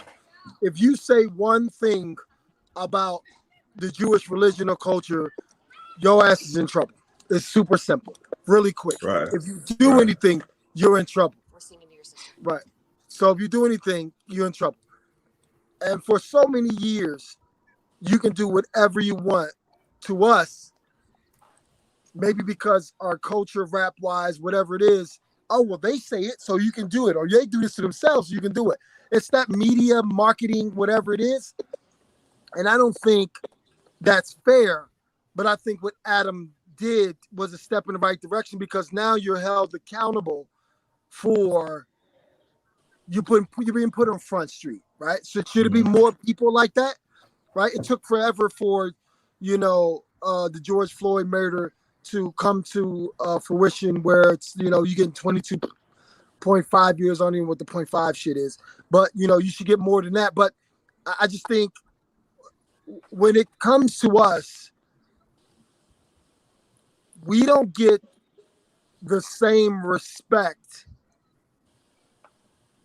when there's just as much trauma. Remember, I don't know what you want to call it. We don't get the same thing, right? You can get canceled if you say something about anybody else. If you say something about us, it's happy birthday time. Okay. But yeah, so what Adam did, I think, was great, right? Should it be more? You should be held accountable and penalized big time, right? Being fired from places. Yes, that should be all day long. Hold on, fellas. Let me sing to my sister. Do your thing. That's the OG right there. I almost feel like we need to be singing with them. You know what I mean? Right? My bad, Alex. I just want to ask him that real quick, Alex. No, you go ahead. I'm glad you did. I was curious about that as well. And it's I guess kind of bringing it more to the current day, and we can kind of get into this game here too. How nice is it to see how far this organization has come? You know, you guys talked about working out at public parks and, you know, public gyms and stuff, to now see what Steve Ballmer has done for this organization. You know, it's even more impressive when you see how far it's come. I mean, at the end of the day, man, everything starts from the top. And when Steve Ballmer coming in, doing his thing, I think it shows that he cares about the players, shows he cares about his organization. And as you can see, it all starts from the top. And he's been doing what he needs to do to put a good team together. You know, they got a good coach there, and we didn't have that luxury when we was playing. So I'm excited for the Clippers. But like I said, like y'all may get mad at me. I love the Clippers, but I'm going for the Suns. So I'm sorry. I mean, Phoenix looks good though. I mean, is it more of just giving credit? Get him out of here. Get him out of here. Yo, listen. Get him out of here. Hey, listen. Get him out of here. You can love your son all you want, but if this kid's really good, you like, damn, that kid good as shit. I'm sorry, that kid good as shit. The Phoenix Suns are good, goddammit. They're good. They're real good. They're impressive. Hey, doing AAU, man, I had to bitch my son, man, because the dude that was on the team was just way better than him. So I had to sit him down. That's real. What it is, bro. Phoenix they look good as a whole team. Phoenix look good as a whole team. That's why I like what they doing. I think the Clippers getting forced to play the right way because the injuries and stuff. So guys getting forced to play the right way, and guys got to step up and play better. I think that's what's making them a better team. Adversity. Yeah. And they hitting their adversity though, for real. I mean, what do you think about? Do you think that T. Lue gets enough credit as a coach? Because I don't think he gets enough credit, to be honest with you. I think his in-game adjustments and things that I don't think he gets enough. He does. Well, he's not going to. He's not going to because he won his championship with LeBron James, right? So yeah, but before that, as much as I know and love T. Lue and know how smart T. Lue is, and he was an amazing point guard, right? A pick and roll master, right? And understands defense. Been around Tom Thibodeau. Been with Phil Jackson. T. Lue has seen it all. Being on the bench with Doc Rivers, he's seen it. He felt it. He understands strategies. I think with a lot of people, it's like Scottie Pippen with Michael Jordan. Oh, well, he won him because of Michael Jordan. Shut up with that shit. That man is amazing. Stop. You know what I mean? We always want to blend shit in. This ain't no goddamn smoothie, bro. You know what I'm saying? Like, the smoothie wouldn't be good without the strawberry. You know what I mean? You take the strawberry out, right? Like, it's just a smoothie. It's whatever it is. I just think it's just our nature to compare and to be able to downsize individuals. And when you have a great like LeBron James, you think, oh, he did that. Oh, he coached them. Oh, he did. No, bro. T. Lue is a great coach. He's a great mind. He played amazing. You know what I mean? He might have been an all-star Hall of Famer, but he know how to play. He know how to lead teams. And I don't think people give people that type of credit. I think also his adjustments are what blow me away. Like you talk about that LeBron-led team. You know, they were down 3-1, come back to win a championship. I talked to James Posey's on our staff at Basketball News, and he was on that coaching staff under Ty Lue, and he talked about just not only just his great adjustments, but also how he kept guys confident, and he was so poised and never, you know, was sweating when they were down 3-1. And then you saw it last series against the Mavericks. You know, the way they went small and kind of changed things up a bit. He's so good at those mid-series, mid-game adjustments, and that's what I think he doesn't get enough credit for. Yeah, I agree. Yeah. And it's so interesting, the thing with LeBron. So when LeBron wins, then it has nothing to do with the coach. You know what I mean? But then when he loses, then it's all the coach's fault. Exactly. You know what I'm saying? Exactly. Yeah. Exactly. It's the same thing with the GM. Yeah, with the GM if they make a big move, it's LeBron went and recruited this guy and signed him. If it's a bad move, the GM has it on their track record. It's impossible. Like, who wouldn't want to play with LeBron? Are you serious? I want to play with LeBron. Yeah, but they be saying. I mean, even now, I'll say now. I said this even before that I didn't like the Lakers offseason moves. I wrote about it. I didn't like it. I thought they undervalued Dwight Howard and JaVale McGee. They got way worse. Thank you. and they was just praising it when it happened. I was like, wait, this don't look better to me. Like, why would you change it if y'all just won? Why would y'all run it back with the same people that you got? Man, like the old that saying, Dwight if it ain't broke, situation, don't fix it. the Dwight situation was so weird too, because there was the rumor that or the report that he signed, and then they backed out and said it didn't happen, and then he went and signed with the Sixers like an hour later. It was like all over the place. It was very strange, that whole situation, the way it played out. And he tweeted about it and stuff. Yeah, you know, I'm not talking bad. I don't like talking bad about other players, but who they got in replace of Dwight and JaVale, I just didn't see it. I didn't see what, you know what I mean?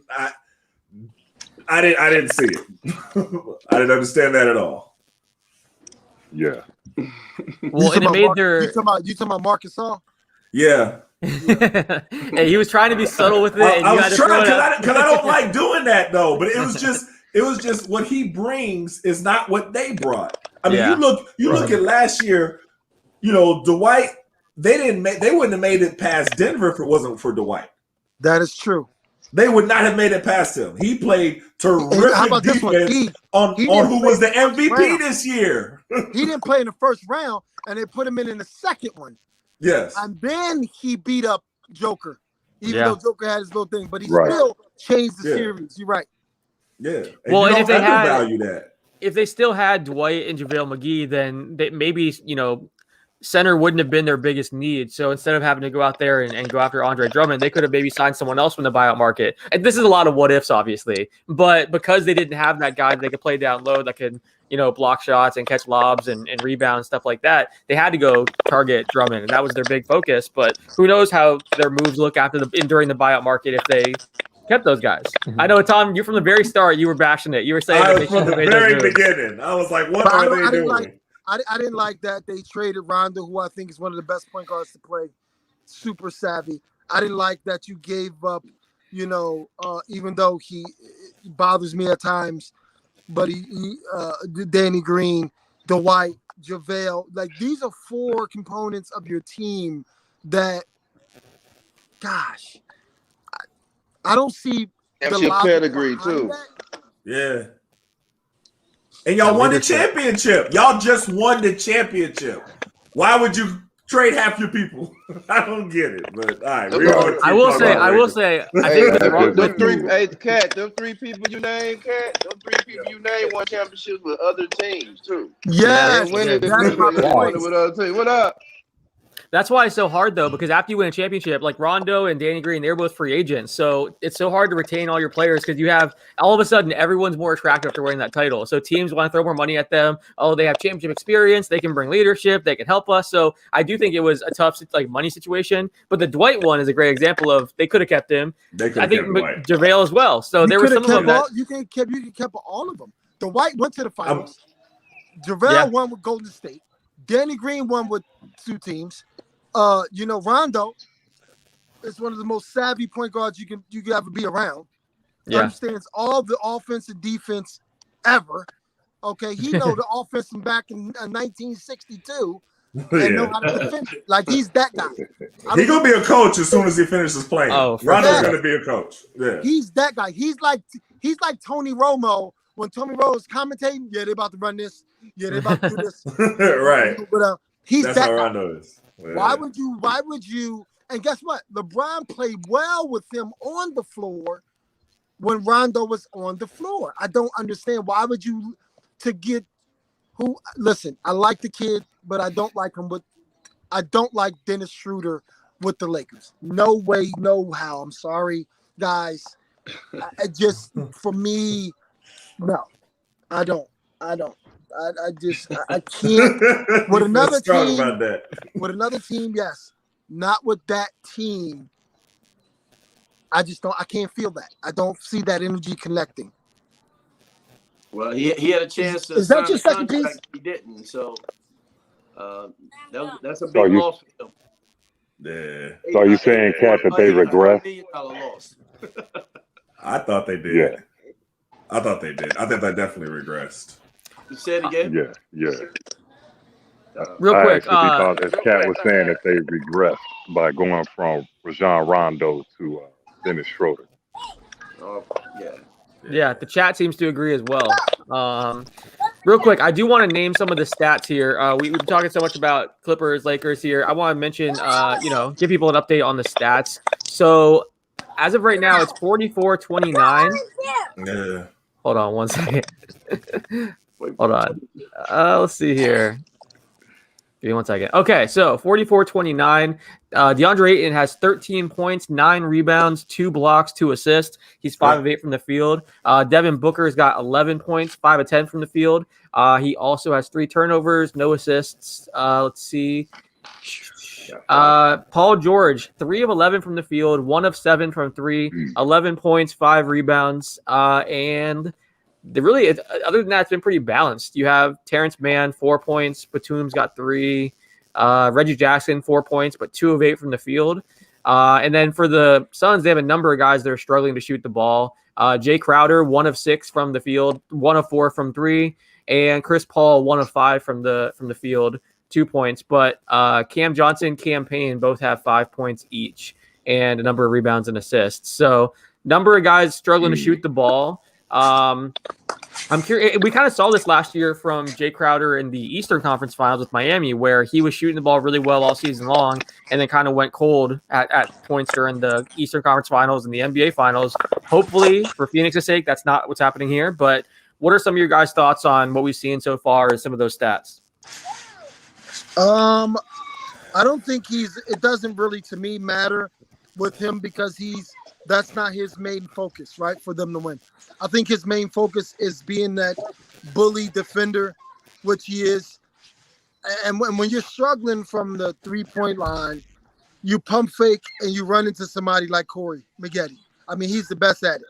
So at the end of the day, they don't need him to make threes. They need him to defend and cause havoc. So if it was Chris Paul or Booker, then I'd be concerned. I'm not really concerned about Crowder doing it. And maybe that's his own psyche, right?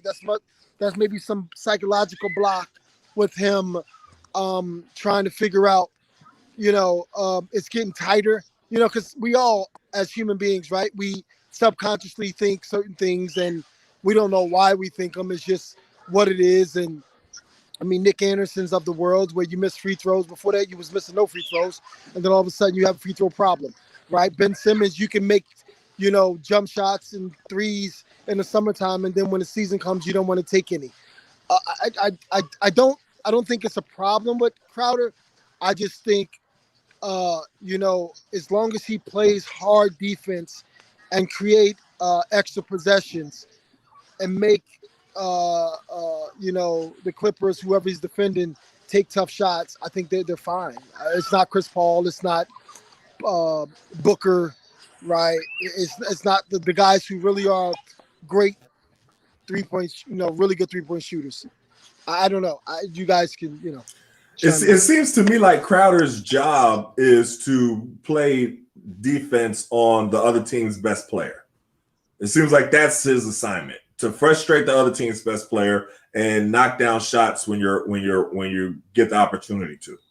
And it doesn't seem like he's somebody whose offense dictates his defense the way that he's been utilized. I mean, y'all can tell me, but looking at Phoenix, I mean, they're clicking on all cylinders, even in shooting poorly, because they're not shooting the ball great right now.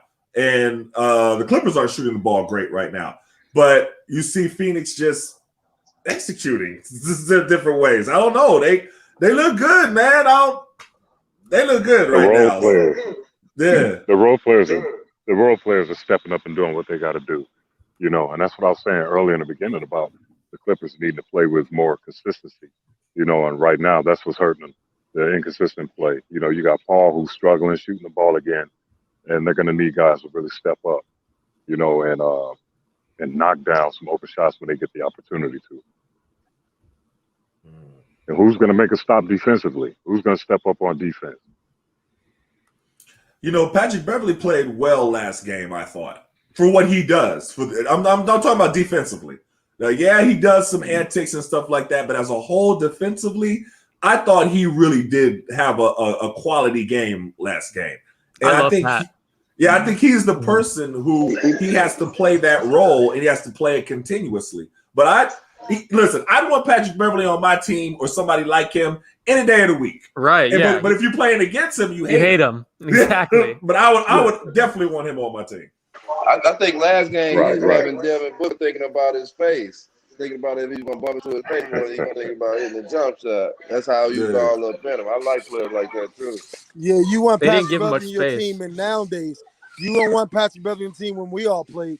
You know what that – listen, D Miles, you already know. Listen, bring that shit to me. Come on. We're going to put him – we're going to sit his ass back down. That shit don't work for us. We see that first round. Come on. Bring this little nigga. This little he's going back down.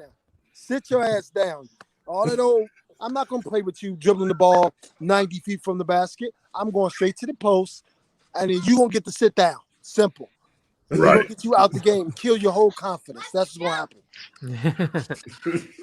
One thing we are seeing right now from the Clippers, Reggie Jackson and Paul George, they're 6 of 22 from the field and 2 of 12 from 3. George is getting most of his points from the free throw line. He is being aggressive, but he needs to drive more. That's what a lot of people are saying right now in the chat here. Those two guys struggling. I think that's the big reason why, you have right now it's halftime, by the way. It is now 50-36. So we'll keep hanging out here throughout halftime. We're going to be on. Yeah. So those guys got to shoot better. They've been the two guys that have been, leading scorers for the Clippers all postseason. So that's got to change. Somebody's got to step up. Ethan, what are you seeing? Just kind of what everyone said. When the shots aren't falling, like how else are you getting points on the board? How else are you making a defensive stop? Suns have been doing it, obviously. Like holding a team to 36 points and a half is crazy. So props to them. And like a lot of you guys said, I just love all the depth on the Suns. Mikal Bridges is one of my favorite players to watch. Feels like he's super rock solid at everything he does. You can trust him when he has the ball. You can trust him on defense. He's just one of my favorite players. I feel like he doesn't get a lot of credit. That's who Bridges is, Tayshaun Prince. Yes, yeah. I like that. That's a good comparison. He also is not afraid of the stage. He won 2 championships in college, so I'm not worried about him on this kind of stage either. He's won before. He's won, I think, at every stage of his life. So it's been cool watching him, kind of come into his own throughout this postseason and throughout the season. I think he could be a future star. I know, Ethan, we've talked about this, but we're big fans of Mikal Bridges. I think he could become a star of his own someday, not just a 3-and-D guy. But I think he's amazing, but I think he's and E and D, you may agree with this or may not, but I think he's kind of peaked on his stardom. He's just going to be a really, really good star role guy. I can see that. It's not there's nothing else about it. Do you know what I mean? Like he's not that, right? Like he's not. You guys know what I'm saying. He's great at his role. Right. Yeah, he can be successful at that role. The Shane Battier's, he's great at that role-y kind of guy. I wouldn't even want to put pressure on him to do anything else beyond that. Like I just don't. It won't even look right to me. But them are the dudes who since he was younger. Yeah, but them are the dudes who you turn around and they've been in the league for 16 years. Right. That's my point. He's that good. He's that type of guy where he's great locker room, does the right things on the court. You can trust him, like you said. He's amazing at that. He's gonna be a superstar at that. But as far as anything else, no. Yeah, that's fair. My thing is, especially being in Phoenix where, he's never going to be more than, the third or fourth option with so many other guys there. So that's a good point. He's probably not going to be able to put up a ton of points and stuff. He just does everything so well. He's so efficient. He's a great defender. I'm just a big fan of his game. He's a guy that wins you titles. Yeah. He's a key piece. Title. Andre Iguodala. Yeah. Let me jump in this. I want to ask my man D Miles this question because we talked about it a little bit before when I was interviewing him for the rematch. But I love what they're doing. I love what they're doing with the knuckleheads. I love what cats doing it, all the smoke. I love athletes getting into the media because, as Alex knows, I've had an interesting relationship with the media so for my entire life, pretty much. But I like the way that y'all are showing different athletes in a positive light. And in contrast, it frustrates me so much the way that some of the media portray and tear down athletes, especially when they're at a point when they're struggling with something. So I saw something with Ben Simmons, and Ben Simmons struggled. Fair enough. He passed up on shots, everything. But then the way that some of the media talked about him, and I'm talking about specifically people like Stephen A. Smith and Skip Bayless, that bothers me. So talk to me, Darius. And you know what I mean? We've had this discussion before, and I know Alex sometimes thinks I'm a little bit too hard on the media sometimes, but there's a way to critique someone without using words like worthless, garbage, not worth a bag of chips, all of that. You can critique somebody who struggled and played poorly without taking to that level. Do you agree with me? Oh yeah, I definitely do. Like, man, we on the best level in the world. There's no other higher level than where we at right now. So you gonna tell me somebody on the highest level possible is a scrub, or he's a bum, or because he had a bad game, he ain't shit, or he ain't shoot the ball right, that everybody not approve of? Like, that's crazy to me. Like, that's the same thing they did to Kobe. And if you ain't a strong-minded person, you will be lost in the sauce. They just did that shit to Martell Fultz. Martell Fultz was a bucket getter in college. You get to 76ers, they talking about he can't shoot. They fucked the young fella whole head up. This dude was an all-star. They talking about he's gonna be defensive player of the year. What he do, he great at. At least he on all-star level at what he do, period. Now y'all trying to tell me he just pure ain't shit. Y'all trying to tell me his trade value ain't even high. That's crazy to me. That's crazy to me, and it's crazy for me to hear it from somebody else. How can a motherfucker who ain't never played in the pros call another motherfucker from the pros a scrub? I don't care if he don't play a game. Right. I think I think what that is. That's what I hate. I think what that is Stephen A. Smith don't have his cell number. Man, like Stephen A. always got somebody's cell number. Crazy, like the narratives. Darius Miles just texted me and told me he will be. He's that. Maybe Stephen A. If Stephen A. can't mention, if Stephen A. can't name drop a text you sent him, he has to bash you. There's only two ways of analyzing. Yeah, that's all that is. That bothers me, man. That bothers me too. And then they wonder why the tennis girl like, man, I don't want to deal with all that stuff that y'all talking about. Exactly. I don't want to deal with all that stuff y'all talking about. I need my mental right. I sit here and I have a decent game. A girl almost beat me. I go back and everybody talk about me. Then I play the next game. I'm fucked up because y'all fucked with me. Not because my game or not my reputation or how I approach the game or nothing like that, how I set up. I got to worry about y'all talking about me. I can't even watch TV because not one person talking about me. Every hour they talking about me. So on that, that's crazy. You speak. I love E what you just said, and D your response. For me, look out, fellas, because I'm prepping right now, and I got some really good guests coming on, and I want all of you guys, especially guys who have a father, to come on to my podcast called Dad's Point of View. Oh, you already know that, Cat. All you gotta do is let me know. I'm there. You know that. I already know. Give me the ticket, man. You still got the same number. When I say it's super serious, guys, I want it on a level of round table with Jada kind of thing, whereas though we get a voice, we get to explain being a father, being a provider, being a black man, being a whatever, and then not saying just black man, but just I got Matthew McConaughey is going to come on, later on. I got other cats coming on, but for us, we need a voice because we get the short end of the stick, but yet everybody want to take our money and use our names and and want to suck all our energy from us, right? And then when something's going on, whether we lose money, right now I'm fighting for custody of my children, and I'm super dad, okay? Yeah. But you got this person over here making all these accusations, and it's not real, not right. But I need to be mainstream. I need the pressure to be put on. So I'm really excited about what I'm about to do. That's great. Congrats, man. And I think that all of us, especially guys on this phone, you guys, you're my fraternity brothers. So just because we don't talk every day, we've been through some shit that no one else has been through. Yes, sir. Even though we're not in the same household, people grabbing money from us, girls doing this, person doing that, trying to love our kids, blah, blah, blah. You know, whatever it is, you know what I'm saying? And I think that needs to be said in a very positive way.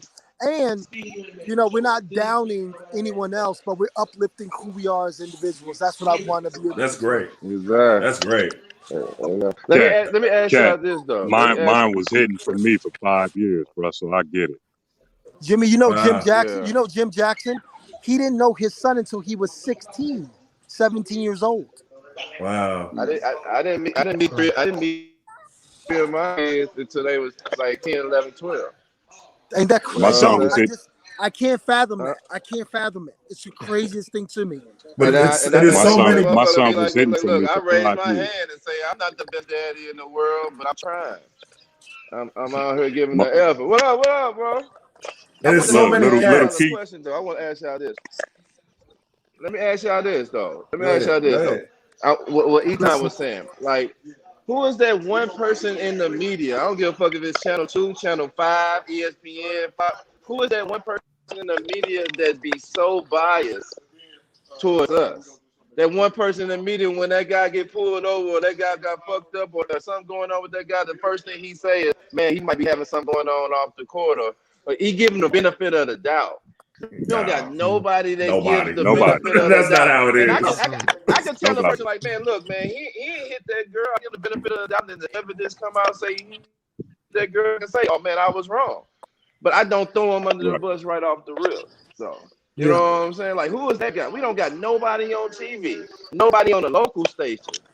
That's why I appreciate what you doing. Go do nothing, or why he ain't going to? You know what I'm saying? D Miles, that's why I appreciate what y'all. That's why I opened it saying I appreciate what y'all doing, and I ain't saying it just to say it. Like, y'all are showing different athletes and letting the public know them in a way that they never knew them before. Besides what they're on the court.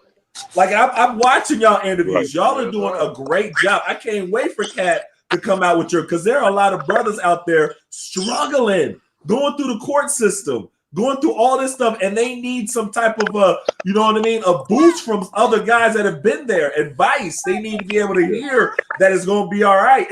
And I'm talking about all like NBA players. Yeah. You know what I mean? Yeah. So yes, when of are we course. going to get back to mentorship in the league? You know, with the teams. When are they going to? Because remember, several years ago they had the mentors. You know, the veteran players or retired players mentoring these guys, and they did away with it. You know, they don't have that anymore. That's true. What is tequila? That's something. They don't need let players play. No, ain't no more Udonis Haslams and Juwan Howards. Them guys that just was on teams and on the bench that was just being a veteran type of presence no more on these things. They don't even got that. They won't even let you have veterans no more. That's Everybody weird. on the team 25. No, they won't. Yeah, you know who told me that? You know who told me that back in the day, team. bro? You know who told me that back in the day, D? Penny Hardaway. Penny Hardaway was trying to get back in the league at the time when and he's one of the best ever. He was trying to get back, and he said that to me, and I was like, what? And it just happened. Like, they don't want the older cats for whatever reason. I don't know if it's economics. I mean, if you think about it, 20. They don't want to give the game out. They don't want the game to be given. Them niggas been here too long. Like, they don't want the game to be given. You see it right now. Jamal Crawford, Isaiah Thomas. Yeah, that's true. Yeah. Jamal Crawford left scoring 50. Right. He left scoring 50 his last game. That's crazy to me. That's still crazy. That's crazy, bro. Well, it's also stupid because you're saying, you know, they don't want them helping these young guys, but it can help the young guys so much. Like, that was the big thing. Everyone talked about like the process in Philly. My big thing was they did some things wrong, obviously, but the biggest thing that I saw with that was they didn't put veteran players around these young guys. You needed veterans in that locker room. And granted, later on they did try to add in Elton Brand before he became GM and JJ Redick, but it was too late. I think those veterans are so important for a young guy that's coming up. And to be clear too, I agree with all you guys on the media stuff. Like, it frustrates me so much when you see the media taking these low blows at guys and, you know, not giving guys the benefit of the doubt and criticizing them. And I think it's something that Etan and I have talked a lot about, but I think there's there's different versions of media. I think the talking heads and the gossip people and all that give the rest of the media a really bad name. And it frustrates me whenever those guys run their mouth and say stupid stuff. And that's actually one of the big reasons why whenever we started basketballnews.com, one of the first people I called was Etan, because I wanted to have players on our staff, because I agree with Etan. I think it's so great to see what you and Q-Rich are doing, what Kat's doing now, what Etan's doing. We have, Kenya Martin and James Posey doing podcasts on our network, Rex Chapman. Like, the more players that have a voice, I think it's amazing because Steve Wallace, you know what I'm saying? Yeah, there's so many guys now, and they're great podcasts too. It's not even like they're amazing podcasts. They're really entertaining, and you guys know the game so well. So I think that's such an important thing. I think it's great to see. They got a saying, don't kick a man when it's down. They got a saying, don't kick a man when he's down. When it comes to this media, everybody be jumping up and down. We just think everybody jumping up and down on Ben Simmons. Everybody, they having a jump party on his ass. And they be like, man, who is the guy? Where is the guy? Why we don't have the one guy to be like, man, this man was an all-star. He was running up a defensive player of the year. Yeah. Who are we talking about? I would like to see. Listen, it's only 430. It's only 430 spots. That's all. It's only 430 spots. There's 380 million people in America. There's 7.8 billion people in the world. And we took up 430 spots. Give us a little bit of fucking respect. That's all. Yeah. Man. Every time there's like an idiot on Twitter that's saying, "Oh, this guy's a scrub," I was like, "Have you been to a pro-am where these end of bench guys in the NBA are dropping 80 points and dominating everyone?" Like, I wish every journalist and every casual fan should have to go to a pro-am and see the end of bench player putting up crazy numbers, because like they don't realize how talented every single player in the NBA is. And they Darius, don't realize how much they fucking up the money though. They'll fuck up a little kid's money. They'll fuck up a guy's money by sitting here and a word to all the GMs and the team is like, oh, he's this, he's that.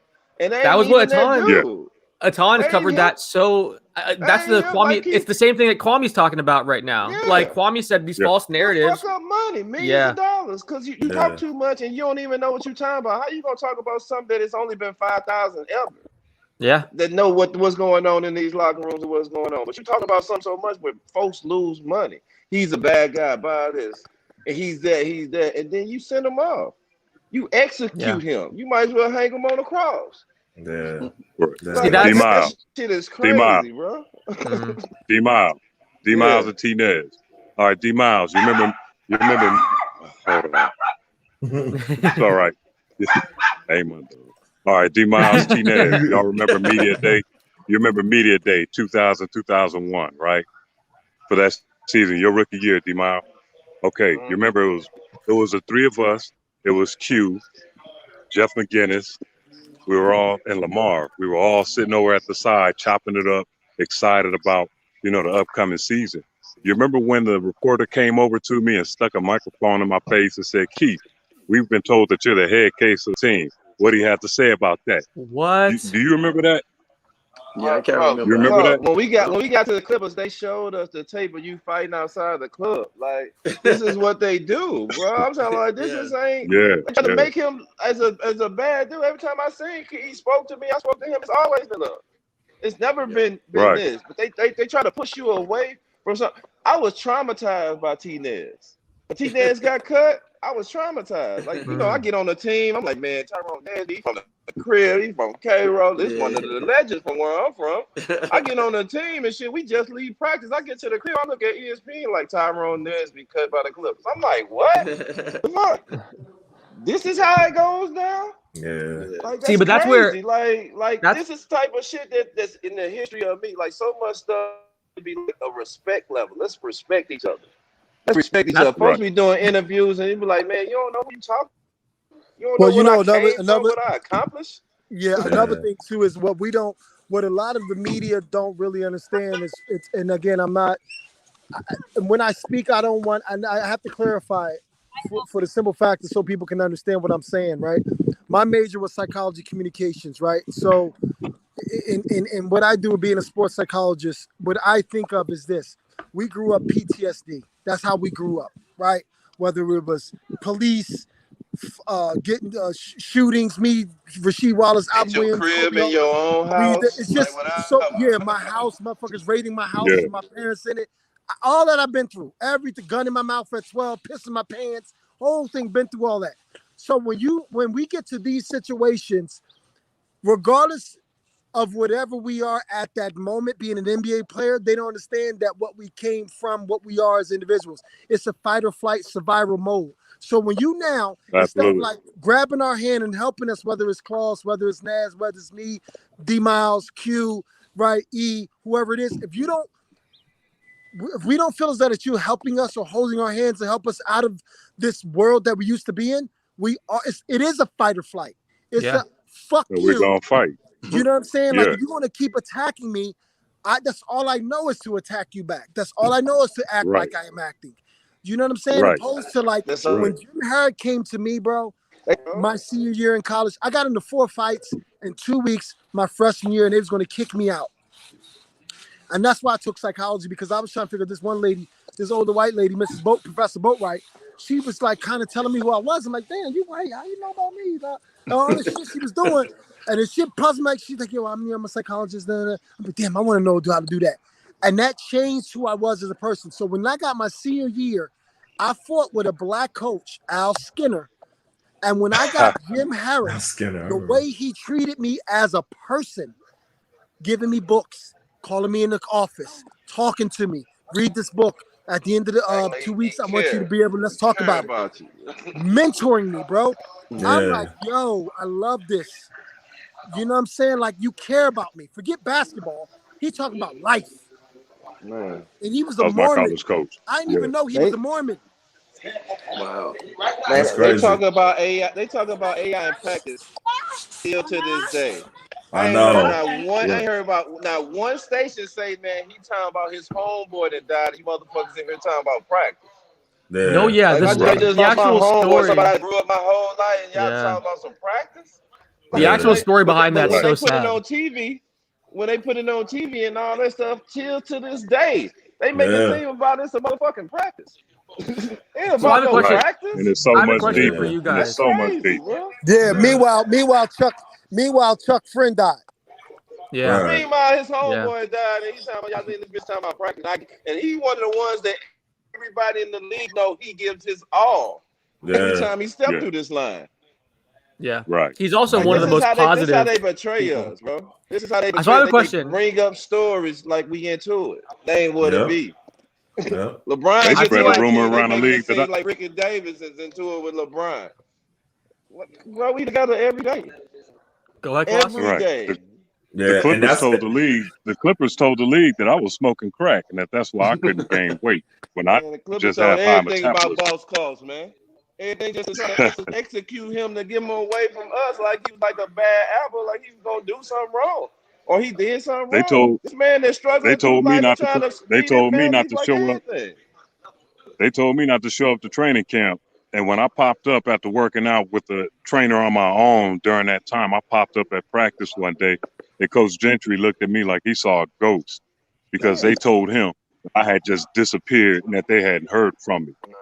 But they told me, don't go to training camp. You know, and then they suspended me. Then they suspended me and said that I was out of shape when I played basketball year round. I lived around the corner from Venice Beach. If I didn't play during a game, I'm at Venice Beach getting my runs in.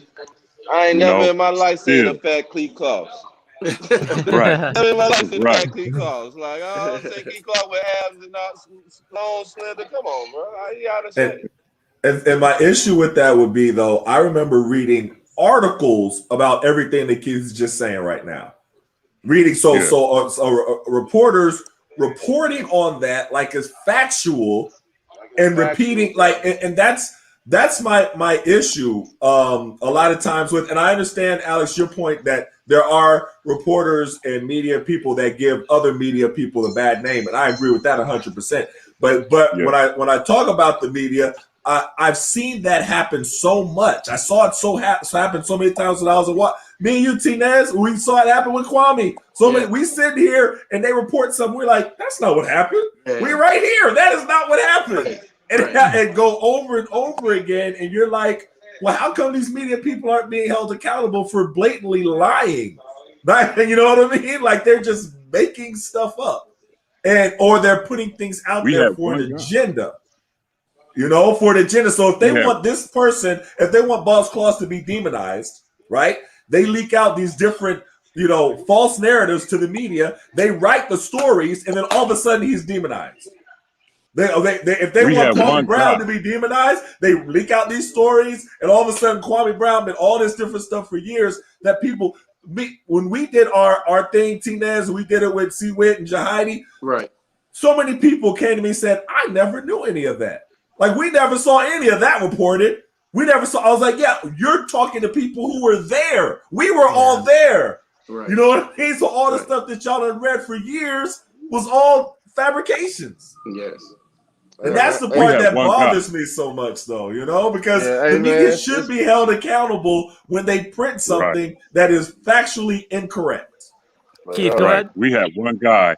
Who gave us the benefit of the doubt, and that was Art Thompson III, who used to work for the Orange County Register.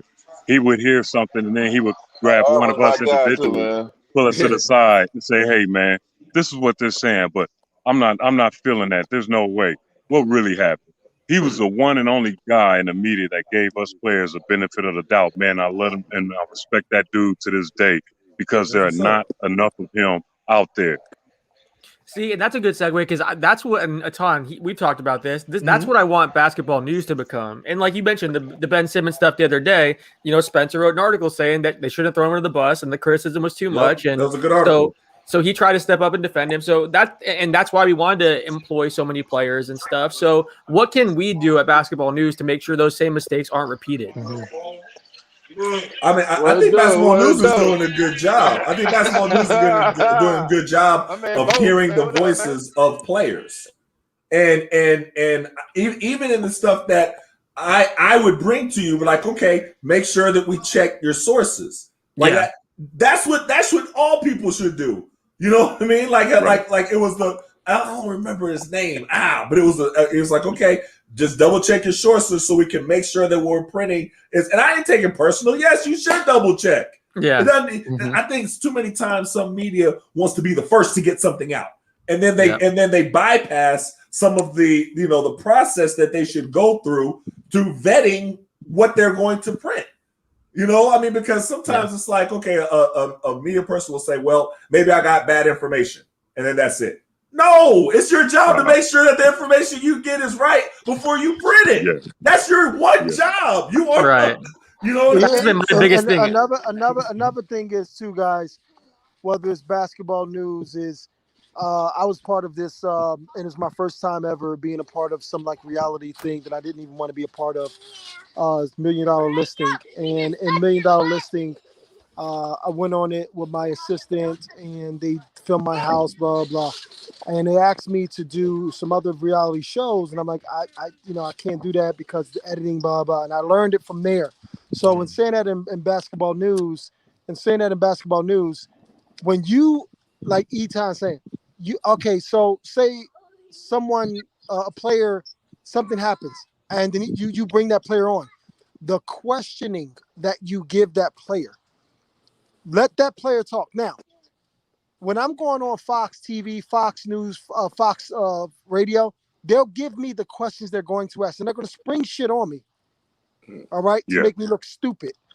Yeah. They're going to give me questions, blah, blah, blah. Now, even if they spring something on me as a basketball, like, a professional basketball or whatever it is. I love football too, and tennis. I know my shit if you ask me. But when it comes to personal and you start to spring that Barbara's Walters shit on me, I'm going to be defensive. And that's more so the responsibility of Basketball News to say, okay, the media says this. When I have you on, I'm going to ask you 5 to 10 questions, whatever it is I'm going to ask you. I'm not going to spring nothing on you. I'm going to give you these questions, and I want you to answer them for us. I'm not going to try to back you in no corner, make you feel a certain way. What journalists do now, what the shitty thing is, drama is the best. So if I can make you look shitty, it's more ratings for me. Yes. Right? So no one paid attention to Kwame Brown until Kwame Brown started cussing and acting crazy to people. Right. So there's drama, start talking to like a man. Dudes start acting fucking crazy. That's what. Oh, we need to give him a show. We need to give him T.O. a is not a first ballot listen. Hall of Fame because of media, bro. That's Real right. Orange is One not thing- a the first ballot Hall of Fame because of media. There was only 2 people that had better numbers than him, is Jerry Rice and Randy Moss. How he's not a that's first ridiculous. ballot Hall of Famer? Because Who they you don't talking about? like him. T.O. Terrell Owens. T.O. He's not a first Oh. ballot Hall of Famer because of that. He top 3 ever.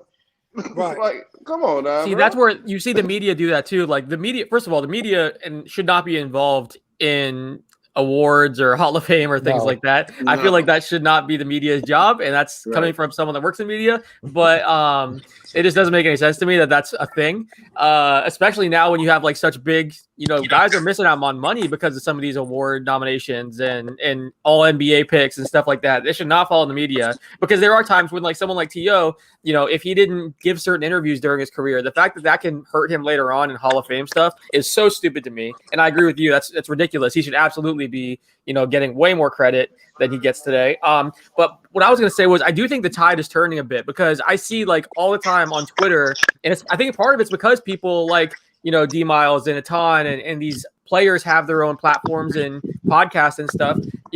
There's more criticism of someone like Stephen A. Smith.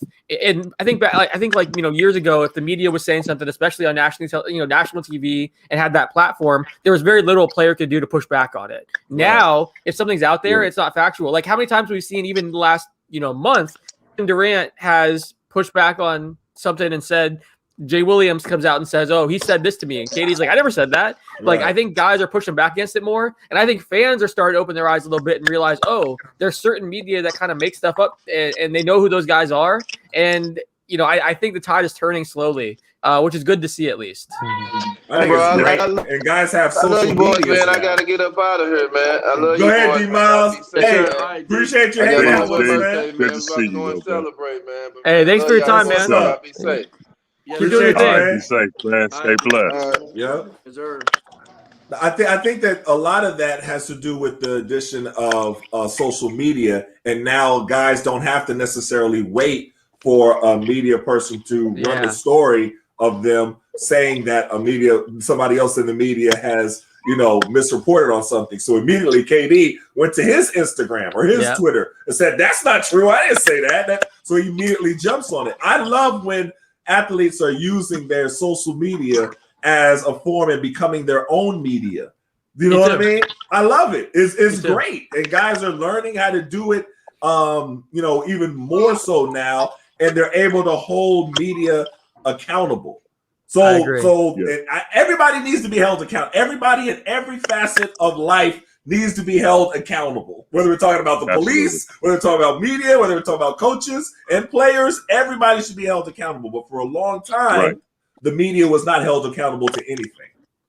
Yeah, because the media, I remember back in the day, it was like the media wouldn't go after their own. So if there's one journalist that says something about someone, that player would have a hard time finding a journalist to stand up for them and tell their side of things. So that's why it's so much better now that not only do you have all these players that have their own social media platform, they also have a ton of other peers with podcasts and their own huge platforms and voices that, like Etan, your podcast, The Rematch, is a great example of it. You always bring on people, and the pitch of the show basically is, hey, come get a second shot at, defining how you're perceived and let people kind of see the other side of you. That's why it's called The Rematch. So you bring on different people. Kwame's a great example, and let them tell their side of the story and say, no, here's how the media covered you. Here's who you really are. And people, it's not, because I think that happens way too often. So my hope is that it's changing, and I think it'll only get better and better as we kind of go on, because fans are getting smarter too. Like I've noticed that in the last 10 years, fans nowadays, they know the collective bargaining agreement. They're looking up salary information. Like they're getting smarter as well. So they're not going to fall for this stuff anymore where certain media members are making up lies and narratives and things.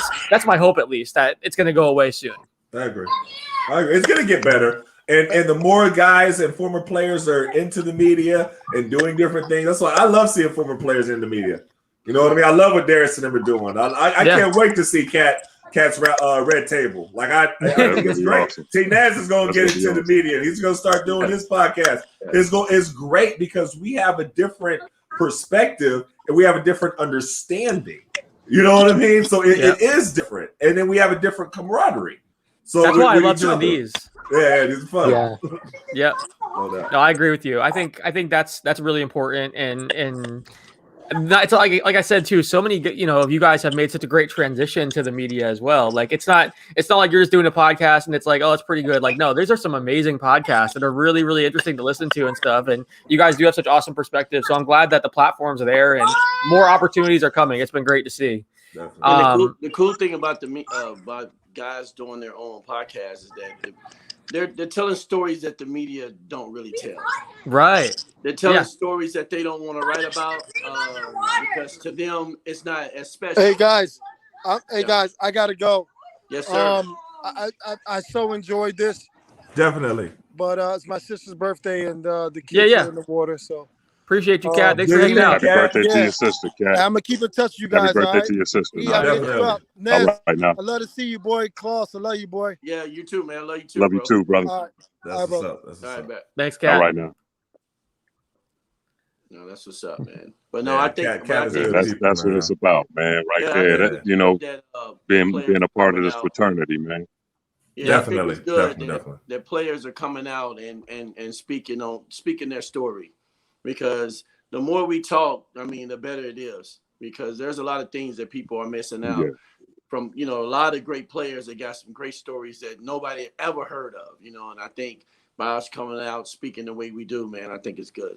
No, I agree. I remember whenever like Twitter and social media was like first starting out, and then when the Players Tribune first started out, I was talking to journalists who were like terrified, and they were like, are our jobs going to be gone? Like, what does this mean for us? And I was like, from the very beginning, I was like, I think it's just it complements each other. Like it gives guys a chance to, again, hold the media accountable and tell their own stories and tell them in a different way. And then it doesn't, completely replace the other side of the media. Cause I will say too, like there are elements of the media that I think are good. Like when they cover a certain element, when guys are doing great things in the community and you see it written about, and, helping some of these guys become stars that are, household names, there is something that the media, they play a positive role in that stuff. So I don't want to say it's all bad, but I think there are a number of elements of the media that are very frustrating for not only you guys, but for fellow media members as well. So hopefully those continue to go away and it gets better. And then the positive side of media can keep being amplified and growing, because I do think there's a way for it to complement the two.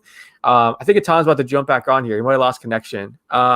But hey, really quick, I'm going to give an update in the game. We got a good game now. It's 63-59. Suns are up. DeAndre Ayton has 17 points, 15 rebounds, 3 assists, 4 blocks. He is 7-11 from the field, so monster game for Ayton so far. Devin Booker, 13 points, 5 of 14 from the field. Chris Paul, 11 points, 5 assists, 4 rebounds. He is also 5 of 14 from the field. And then let's see, let's go to the Clippers side. For the Clippers, Paul George, 16 points, 10 rebounds, 5 assists. He is 4 of 13 from the field, 1 of 7 from 3. Reggie Jackson, 14 points, 6 of 17 from the field. Zubac, 10 points, 11 rebounds. So, yeah, that's pretty much – so 6-point game here. He's been playing well. He's been killing it. Yeah, he's been coming on lately. Yeah, no, that's good. But yeah, my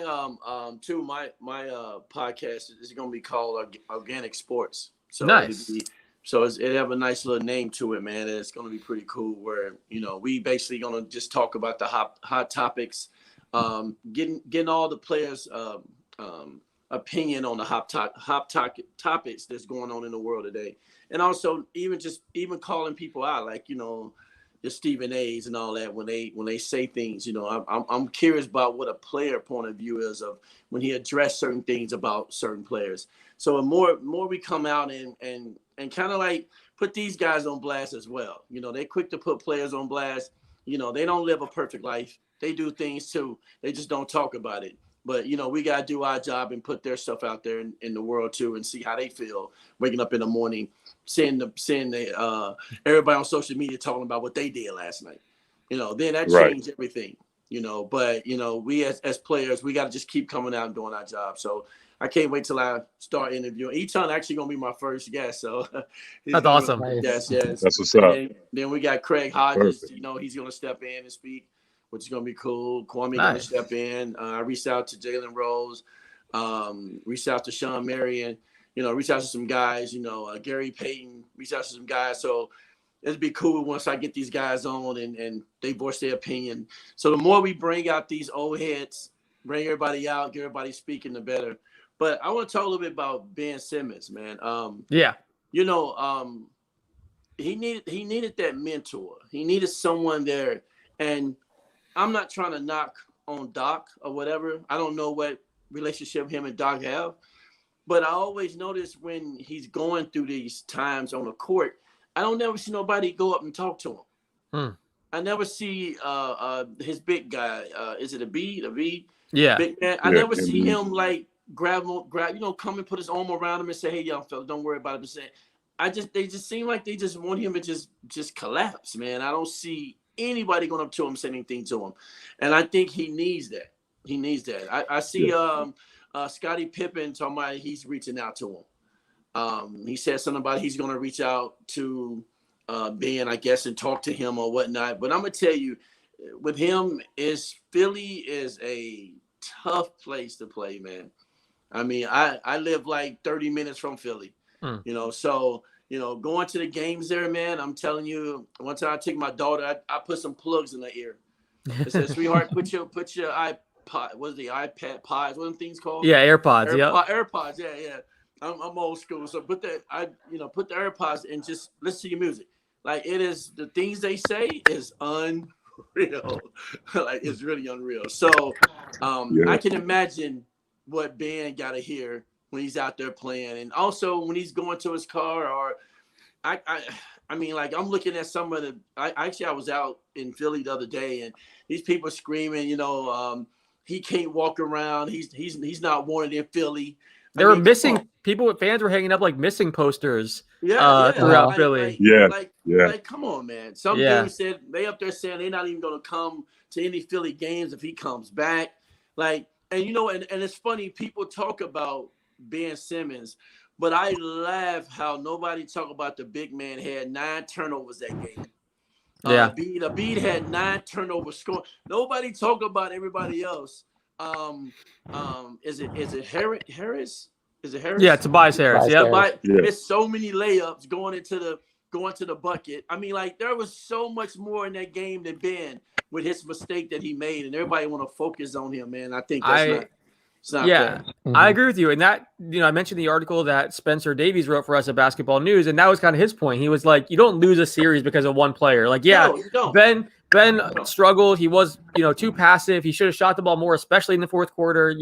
He wasn't aggressive. He didn't even play up to his standards that we saw in the regular season. But you can't throw the guy under the bus. To have Doc Rivers right after the game saying, I don't know if he's they asked him, is he can you win a championship with him as your point guard? And he said, I don't know the answer to that right now. After the game, Embiid said the turning point was when he turned down the open dunk. Like, these guys were on the record basically throwing him under the bus and saying it was all his fault. And it's like, if he is having issues mentally, which it seems like he is, that's only going to make things worse, first of all. And then it also, if they do want to trade him this offseason, that hurts his trade value. Like, I'm sure if I'm Daryl Morey or that Sixers front office and you see them basically saying, like, yeah, I don't know if this guy can win can you win a championship with him? I don't really know the answer to that right now. If I'm Morey and I'm like either trying to trade this guy or help his confidence, either way they go with it, those comments don't help anything. So I was really surprised to see that.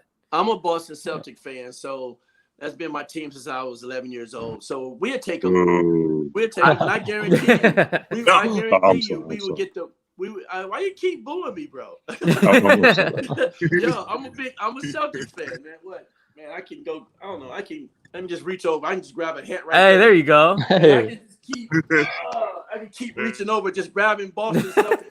And for the Pride Month, I get a love too. Ethan's from Boston as well. Yes. I'm a big fan. But at the same time, I just think with Ben, I feel bad for him, and I wish they didn't just come on him so hard. And you can tell he's a nice guy, but he is playing in an area where, Philly want dogs, man. They looking for guys that want to go out and fight type attitude. And he just don't have that. But I mentioned it earlier too. Right. Like how much of that is like, Ben Simmons, and how much of that is the environment? Because again, we've seen 3 players now: Markelle Fultz, Ben Simmons, Carson Wentz. Like, this keeps happening to guys that are stars in Philly. And it didn't happen in the past. Guys like Allen Iverson could handle it, obviously, but all these number one picks in this like social media younger generation have struggled, and I don't think that's a coincidence. I think it's pretty interesting.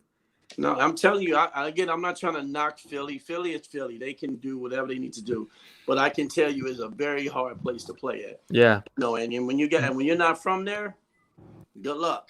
Good luck, man. I mean, I can only imagine what they had to say about us if we were playing during the social media age. You know, because we were part of a team that started the season 0-17. You know, and they got brought on Jay Leno to celebrate our first victory, and they dropped confetti all over us. And you know, I was sitting there pissed off. You know, that's so crazy. Just imagine having to endure something like that in today's world. You know, especially with social media. Yeah, back then you could just not turn the TV on or not pick up a newspaper. Now, like everyone's on their phone and laptops and tablets. Like you can't really get away from it these days. Which it hurts so many of these young guys that, especially like so many of these guys too. They grow up getting, you know, so much of their self-worth from social media, especially these like phenoms that are 14, 15 years old that start getting in mixtapes and then everyone's telling them they're great. Like so much of their self-value comes from social media. So for the first time, whenever social media turns on them, or they fall off and everyone's bashing them or they're just irrelevant, I think guys have a really hard time with it. And especially, you know, because all their self-worth is tied to it. So it's interesting. It's a weird time, you know, for these young guys that are kind of coming up in this social media era. Yeah, but see, when we was kids though, you know, we came in an era where people push you to just be better. And if you were doing bad, they would get on you to get better. They was not always praising you. Yeah. They told you suck when you was 10 years old, 11 years old. You heard, man, you just ain't good, bro.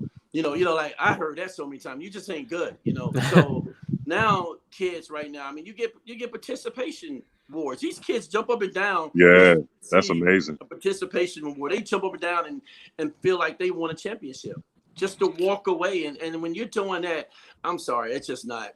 I mean, it's just not good. Well, and one thing I heard from an NBA agent told me this, and I thought it was a really interesting concept, but he basically said, like, especially with how much money these young players make today in the NBA, a lot of times, like, if you're a top player at 14, 15 years old, no one ever tells you no. You don't face any rejection. You're sometimes the most popular person in your city. Your family members don't want to upset you. Everyone's kind of looking at you as like this meal ticket. So everyone's saying yes. And if you have a bad game, oh, it's the coach's fault or it's your teammate's fault. No one's actually holding you accountable and blaming you for stuff. So then by the time they make it to the NBA, they've never been told no. They've never been criticized. Everyone around them has their hand out. So it's of course these guys aren't really prepared for that big stage when everyone suddenly turns on them or when they have to face, you know, be held accountable or face criticism for the first time. Like, I think that's a new thing in this age too, where, you know, these guys get 1 million Twitter followers, but they're not really, or Instagram followers, but they're not emotionally mature and they haven't dealt with that kind of stuff because everyone in their life is viewing them as a meal ticket.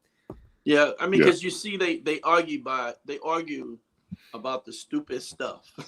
You people on social media, like I was just watching somebody got mad because the dude said your shoes was ugly. And this guy just lose it, you know, just completely lose it because someone didn't like your shoes. I mean, that's today's world, you know, but you know, I always been straightforward with my kids. You know, I want them to understand. I tell them, I said, look, the world is not going to be nice to you, man.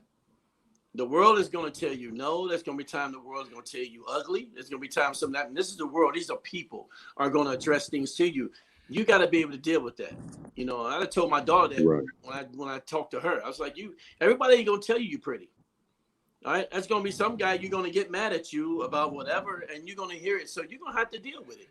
But you got to move forward. It's just words, man. Just continue moving forward, bettering yourself. And that's what it's about. But anyway, man, this is good. This is good. Hey. Talk. Etan, are you there? I can't really see. Yeah. I'm here. I was having some trouble with my Wi-Fi. Can y'all hear me though? Yeah, we can hear you. So, are you in the car? Yeah. I had to go ahead and move out. My whole thing just went out. We had a little storm. Oh, damn. Texas Wi-Fi. But it's all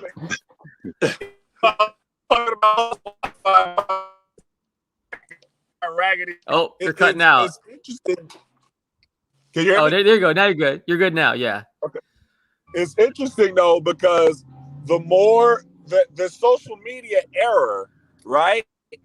I'm glad that I didn't play and didn't come up in the social media era, to be honest with you. True. As far as the way that everybody is so critical. Like, these guys have million Twitter followers, you mentioned, and so they got a million people telling them they suck because they have a bad game. Like, I would know if I would have wanted that. You know what I'm saying? Like, to be honest with you, that wouldn't have been, maybe I was, like, when people talk about, like, players like KD and they say, well, KD's sensitive, I would have been a little sensitive myself if I had a million people telling me that I suck because I missed a shot.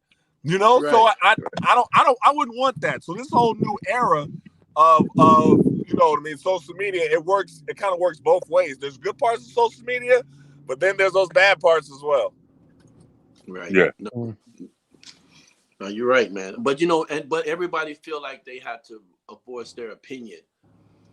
So everybody feel like they have to tell you what they think you should have done. And these are people who ain't never played the game, who ain't never walked in your shoes, don't have a clue. Ever. They ain't played nowhere though. They ain't even played no kind of sports, but they experts. And they play no sport. You know what I always say, Etan? I always said, I wish I can just go to your job and just tell you what you're doing right and wrong. When I don't know nothing about your job, but I'm just gonna be that guy standing right there and saying, no, don't do that, don't do that, don't do this, don't do that, and then talk bad about you all day, because that's what they do. They just sit around and talk all day, and it's amazing, man, how people are, bro. But that's the world we in today, so you have to deal with it. You gotta learn to work with it. Right. And you guys hit the nail on the head earlier when you said, but to tell you that you after suck. getting back. What happened? You guys hit the nail on the head earlier. When you said that, when you said that, I think it was Cat. Yeah, it was Cat who said that, you got fans that come at you real reckless, but you get at them the same way. And all of a sudden, you become their favorite player or whatnot.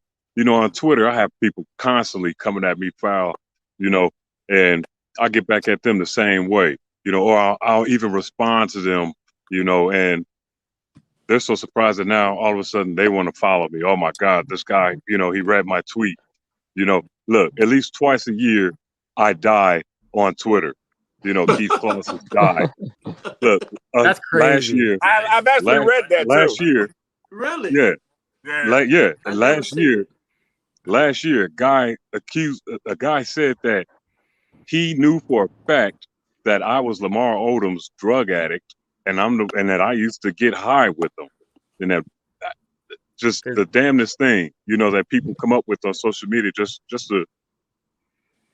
for the hell of it, just for the hell of, it ain't even about them wanting to tear us down. It's just for the hell of it to bring some attention to themselves. Hey, like I told you, Kloss, man, we talked the other day. Like I said, man, if you have not played the game and have not been in my shoes and did what I did, I have no conversation for you. I'm sorry. You can call me an ass or whatever you want to call me, but I have no conversation for you. There's nothing for us to talk about. If I'm not a surgeon, what I'm gonna look like being in a room with a bunch of doctors talking, and I'm just sitting there trying to voice my opinion. They're gonna look at me and laugh at me and say, "Dude, shut up." You don't have no clue. If you was in here, you'd have killed everybody. So I have that same type of thing when it comes to people that when they get to talking and running their mouth about basketball, I just look at them and I'm like, "Oh, okay, you done? All right, you have a good day." And I'm out. I have nothing else to say because it's like talking to a brick wall, man. It's you wasting your voice, man. You're wasting your time. So I don't do it, man. I don't do it. So I'm curious off to you guys that can entertain it. I don't entertain stupidity, man. I can't. So I'm curious, when you see your name on Twitter, people are saying that you've passed away. First of all, does your phone start blowing up? And then Etan, like when you see that, a friend of yours, people saying that he passed away, how do you react? Like, I'm curious what goes through both of your guys' heads whenever that happens. I'll be honest with you. I posted a rest in peace, Boss Kloss, like 2 years ago when I saw it. Oh, I'm not even for it. I said rest in peace. And then somebody hit me, and they were like, "No, he all right. He ain't that." He said that person was lying. I was like, "Oh, okay. Well, let me delete this." That's everything. Oh man, it's the first time something wild was really said about me when my phone was blowing up. You know, I've been sober going on 14 years, right? So I'm sitting in an AA meeting one night, man, in a room full of 200 other people, man. And it was when Shaq, said that he scored 61 on me on his birthday. And my phone is just blowing up, with Twitter, Facebook notifications and everything. And then people were calling me. I'm in a room full of people, man. My phone just vibrating like crazy. I had to step out in the hallway. Hey, man, what's going on? I'm in a meeting. Hey, man, how'd you let Shaq brush your ass for 61 points on his birthday? And I'm like, wait a minute, hold on. I ain't even play that game. Wow. Look at the box score. Look at the box score. And so that's what I would tweet back. Look at the box score.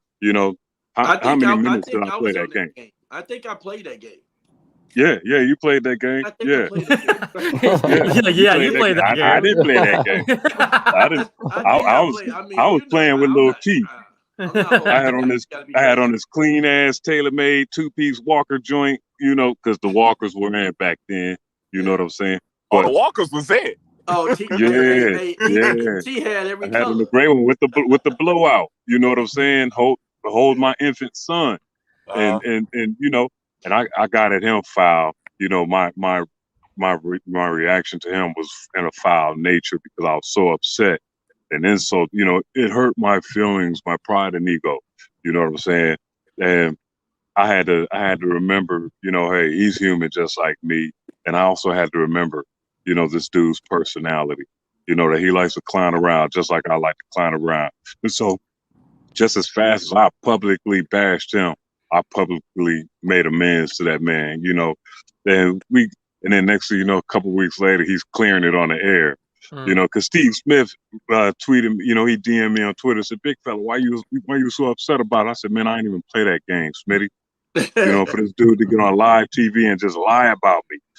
People were showing me video clips of it, sending me video clips of it, man. I'm just getting the blues from everybody. So, after that, it was like, okay, and now I got to deal with the deaths, the Keith Kloss deaths, twice a year. And I tweet back to him, well, what did I have on? Did I look good? Was my hair braided? Was it combed? It's like I missed another funeral. Shit, right? It's like attending your own funeral. At least you get to see all the people that love you and respect you tweeting out R.I.P. and stuff. But no, that's brutal. No one should have to go through that. That's crazy. I've had people call me crying. Man, I'm so glad you answered the phone. I thought it was true. And what? I died again. Yeah, man. Yeah, it's just so crazy. And here I am in the house drinking a cup of coffee, just chilling. That's not crazy. not to go back to the media stuff, but I remember that whenever Kobe passed away, you had journalists that were there were reports there that Rick Fox was involved, and they started naming all these different people. Yeah, they did. And it was what the hell's wrong with you people? This is the stakes are too high to get something like this wrong. Cause now all of a sudden that person's family and friends are panicking. And that's another example of where and it was TMZ and some of the gossip type places. And it was what are you doing? That frustrates me so much. Because they were more concerned with being first. Breaking news. Yeah. And getting the story first than getting the actual facts down. Well, they even said that Vanessa found out from the media because the media didn't hold it long enough. Exactly. They leaked the news instead of having the police, handle it and inform the family. That's just so gross to me. Yeah. That's where there's times like that where legitimately I take a look look in the mirror. It's should I leave journalism? There's legitimately times where I've been is this really what I want to do the rest of my life? Because I'm in my 20s. I mean, I'm young enough where it's is this really who I want to be associating with and doing for a living? Because there's times where it's really gross. So I see what you guys are saying half the time. There's times where I go back and forth with a ton and debate them on certain things, but I definitely think there's a lot wrong with the media. I totally agree with you guys. Yeah. Ethan, you're a young guy. You just graduated college and got a degree in journalism, right? So walk me through your thoughts on all this. I'm curious.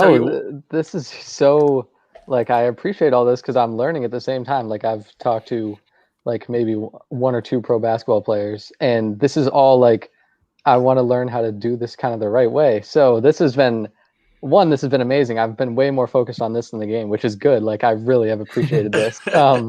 And yeah, just I guess what I've learned is, like, don't try and project your own, like I can sit here and watch a game and say, like, okay, Ben Simmons played a bad game. Like, I can see that. I can write that. People know that. But one of the things that's always annoyed me the most, and you've talked about this, like, you're one of 400 people in the whole world that get to be an NBA player. When people criticize work ethic, and they do this a lot with, like, guys who don't play well coming out of the draft. Like, if you're a top 5 pick and you struggle, a lot of the first thing people are saying is, like, oh, he doesn't work hard enough, or he doesn't want it hard enough. Like, for me, I look at that and it's like, you're one of 400 people to be an NBA player. I will never know what it's like to work that hard. I don't think I should ever be in a place to seriously criticize, like, how hard you guys worked to get into the NBA. Like, and the people don't understand the sacrifices that it takes to make it to the NBA. Yeah. Like, you, the amount of hours in the gym, the amount of hours on planes going to AAU tournaments or high school tournaments or whatever, like, I am not going to understand that. So I guess what I've tried to do is just approach everything from a place where it's like, I want to learn from you, whether it's like about your story or about how the league works or about basketball or whatever. That's what I've tried to do, because, like, yeah, you want to ask tough questions. You want to write a unique story. You want to do something different and stand out, but also, like, you can do it in a way where there's, like, respect. It's like a two-way street. Like, you can have a two-way street of respect. So yeah, like, I just graduated, and I've grown up watching First Take and Stephen A. and all that. And so this has been really good for me, learning, like, okay, what is he doing wrong? What can people do better? How do players react to this? Because I never knew that. It's been really cool to learn. So yeah, like, any tips, I'm totally wide open. No, I think one tip is just get to know the player. Yeah. Yes. I mean, if you're around the players a lot, man, you'd be surprised, man. You can go around a team and you can focus on a couple players, and then you decide, okay, this guy had a good game, so let me go interview him. Mm-hmm. And just by talking to him before you even start interviewing him, just kind of get to know who he is, where he's from, how his life, blah, blah, blah, before you start asking questions. Because, see, when you actually get to know the player, everything changes. Mm-hmm. Yeah.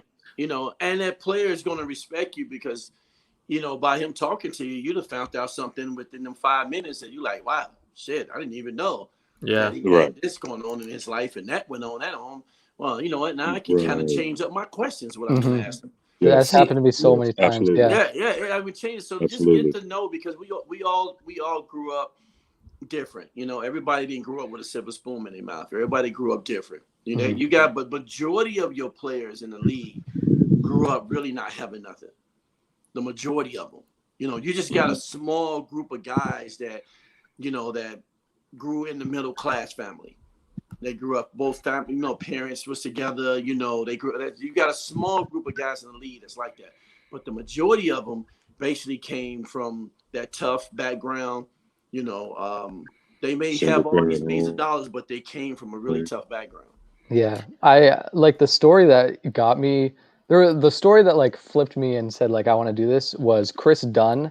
So he, like, went to Providence, obviously, was a top 5 pick, has struggled a little bit. So a lot of the labels been like, oh, Chris Dunn, like, didn't work out. But the story I read is, like, he is an amazing story because he grew up with his brother and they lived alone for months because their mom, I think, was in and out of the prison industrial complex system. Their dad was away doing other stuff. And so it's literally 2 kids that lived in a house together for months. And that, like, I'm never going to be able to understand that. And just reading that and kind of understanding what kind of mental toughness people have, it's just so beyond the basketball court. And that's what always has frustrated me is people judge basketball players based on only what they do on the court when you don't see everything that went to get there.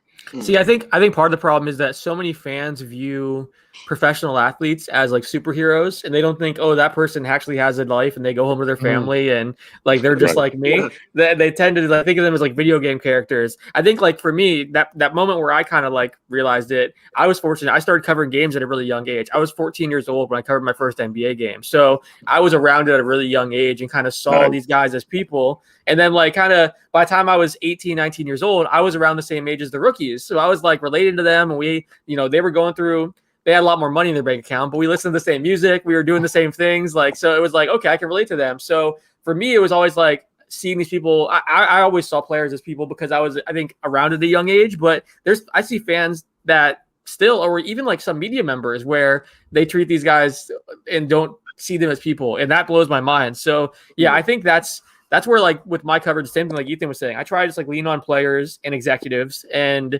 it's funny. I've had a number of writers that have worked for me, and they want to come in and write the hot take article blasting a guy. And then when you're like, well, did you talk to them, or did you get a quote from them, or, do you talk to any of their teammates? They're like, no. And it's like, okay, well, is that really fair to him then? Would you want someone to do that to you? Like, so and it's also different when you know a guy and you know his family and you spent time around him. Like, it's much different than when you're just talking to like Stephen A, for example, or Skip Bayless, not to keep going back to that example, but like those guys don't cover games really. I've been to multiple NBA finals. I've been to the draft every year. I've never once seen Skip Bayless in an NBA arena. He doesn't go to the games. I'm not convinced he watches the games that closely, to be honest. Just like it's different when you actually have to be in the same locker room as guys and, be near them and interact with them. He can say whatever he wants because he knows he's never going to run into these guys. What blows my mind is that there's still players that will go talk to Stephen A and Skip Bayless and stuff, even though they see how these guys treat other players. I don't understand why anyone gives these dudes interviews or goes on their shows or anything. It blows my mind. I think the mental toughness side got to be really strong. When you're a player, it really has to be really strong, because just to deal with all the stuff you had to go through to just get to the NBA. Now you're dealing with people who don't even know you, that's constantly talking negative about you, don't have a clue about your life and what you've been through. So you got that playing in your head, and now you got to go play a basketball game. Yeah. So, and not even including the issues that you may have at home. You know what I'm saying? Don't even talk about your family issue that you may have at home. And now you got to go out and play a basketball game. And you got to entertain people who have spent money to come and watch you play. And you got to keep yourself mentally ready and smile when you don't want to smile. And it becomes tough because you got to look at these guys. They play on Thanksgiving. They play on Christmas. They play on days where everybody else get to go chill and just and look at the game. And then the first thing you hear somebody say, somebody that's to me is just being selfish when you say this. Oh, well, they get paid enough they should play on Christmas. No, no. Yeah. You should. I don't think you should have that mindset saying that. Mm-hmm. You shouldn't say that. A lot of people do that. Like, oh, well, I can bash this guy. It comes to the territory because look how much money he's getting paid. Or, you like whenever Paul George or some of these guys come out and talk about their mental health issues, it's like, oh, well, he's got $50 million. Like, if I had that, I wouldn't be sad. Like, people don't understand that you can have that position and that money and still run those same issues. Yeah. And sometimes it's worse because, again, like we talked about, everyone in your life has their hand out and is trying to take things from you. Like, they don't realize everything that comes with that, I don't think. No. Yeah. Real quick. No, they don't. Etan, are you still there? I think we lost Etan. I didn't want to just leave his box up if he's not there. He might join in again later. He just got like a little dark screen. Yeah, he might jump in again later. So real quick, it's 73-72 right now. We got 6 minutes left in the game. Let me give a little stat update. Okay, Devin Booker, 23 points, 8 of 21 from the field. Chris Paul's got 11 and 7, 5 of 18 from the field, 0 of 3 from three-point range. DeAndre Ayton, man, 19 points, 20 rebounds, 4 blocks, 1 steal, 3 assists. He's 8 of 14 from the field. Reggie Jackson and Paul George both have 20 points. Paul George is 5 of 19 from the field, 1 of 8 from 3. He does have 14 rebounds and 5 assists. Reggie Jackson, 8 of 21 from the field, 2 of 8 from 3. So Reggie Jackson and Paul George are combined 3 of 16 from 3, 20 points, 5 rebounds for Reggie. 10 points for Terrence Mann off the bench, 3 of 7 from the field. A lot of balance from the Suns too. You got Bridges has 6 points, Cam Johnson 5 points, Cam Payne 5 points. Crowder still 1 of 8 from the field, 1 of 6 from 3. Cam Payne 2 of 8 from the field as well. So struggling a bit in terms of shooting the ball. I'll be honest, I have not been watching closely because we've been having these great conversations. Yeah. Ethan, were you able? I'm not sure how closely you were watching either, but what are something you've noticed? I'm pretty focused on this. Just looking kind of at what I've seen in the box score. Another great game from Zubac. I think we talked about him a little bit earlier, and I think that's pretty cool. And it's another props to Ty Lue and how great of a coach he is, because I mean, just from what I've seen from people I've read, a lot of people kind of wanted him out of the lineup, wanted the Clippers to go small, kind of try and punish DeAndre Ayton that way, but they've stuck it out with Zubac and he's been great, and Ty Lue has helped put him in really good positions to be successful. So that's one takeaway. And then Terrence Mann, not beyond his breakout game, like he's become a part of their rotation. Like he's not just a guy who had a one-off 39-point game. Like he's a legit great player who does great stuff for them every night. I think I love his energy. I love his energy too. His energy is good. Yeah. I was going to ask you guys, I'm curious for your thoughts on this, because we did an article at Basketball News recently, and it talked about just how every player develops differently. Like, I think you look at the NBA in recent years, at least, someone like DeAndre Ayton, for the first 2 years of his career, everyone's comparing him to Luka and Trae Young and other guys. You look at James Wiseman this year. He didn't play as well as some of their guys in this class. We did an article about how it takes big men sometimes a bit longer to develop. Spencer Davies wrote this article and talked to some coaches and players. Rudy Gobert said, like, his first year in the NBA, he was just basically learning from Derek Favors and Cantor and trying to get bigger and stronger and work on his lower body strength and stuff. Do you think it takes big men longer to develop and become significant contributors in the NBA? And if so, why would that be? I think that. You want to take it? Go ahead. No, I'm just gonna say it real quick. I just feel that the game have changed a lot. And, now it's a guard game, so nobody's really looking for big mans to go down low and work on their game. I mean, everything is like even when I talk to coaches now, that's D1 coaches, and then you have players, and they come up to you and talk to you about your players. The first thing they ask, we talking about a 6'11" guy. The first thing the coach said, "Can he shoot?" Okay, so you're not even really looking for a big man. You're looking for a guard. The first thing you ask, can he shoot? So that blew me away. But I think it's easier for the guards to develop quicker because the ball's always in your hand. Sure. Ball's always move on the outside. So that's my opinion. I don't know what you think, Kloss. Yeah, and it's a different era. Like he said, we're from that era where the game was inside out. And now it's outside, and all they care about is outside. It's just outside. So it's good to see Ayton and Zubac being able to dominate in the post the way that they do and get the numbers that they do, because that's something that's missed from the bigs. I mean, you got to look at Nikola Jokic, the MVP. A lot of his points are inside, but he's also getting a good percentage of his points on the perimeter as well. This is the generation that I should have been playing.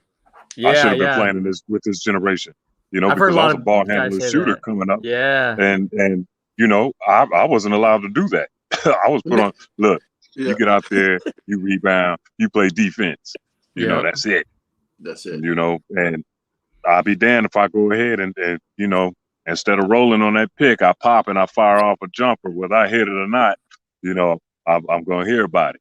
You get to the basket and you rebound and, you do this, you do that. So, I mean, that's just part of the evolution of the game.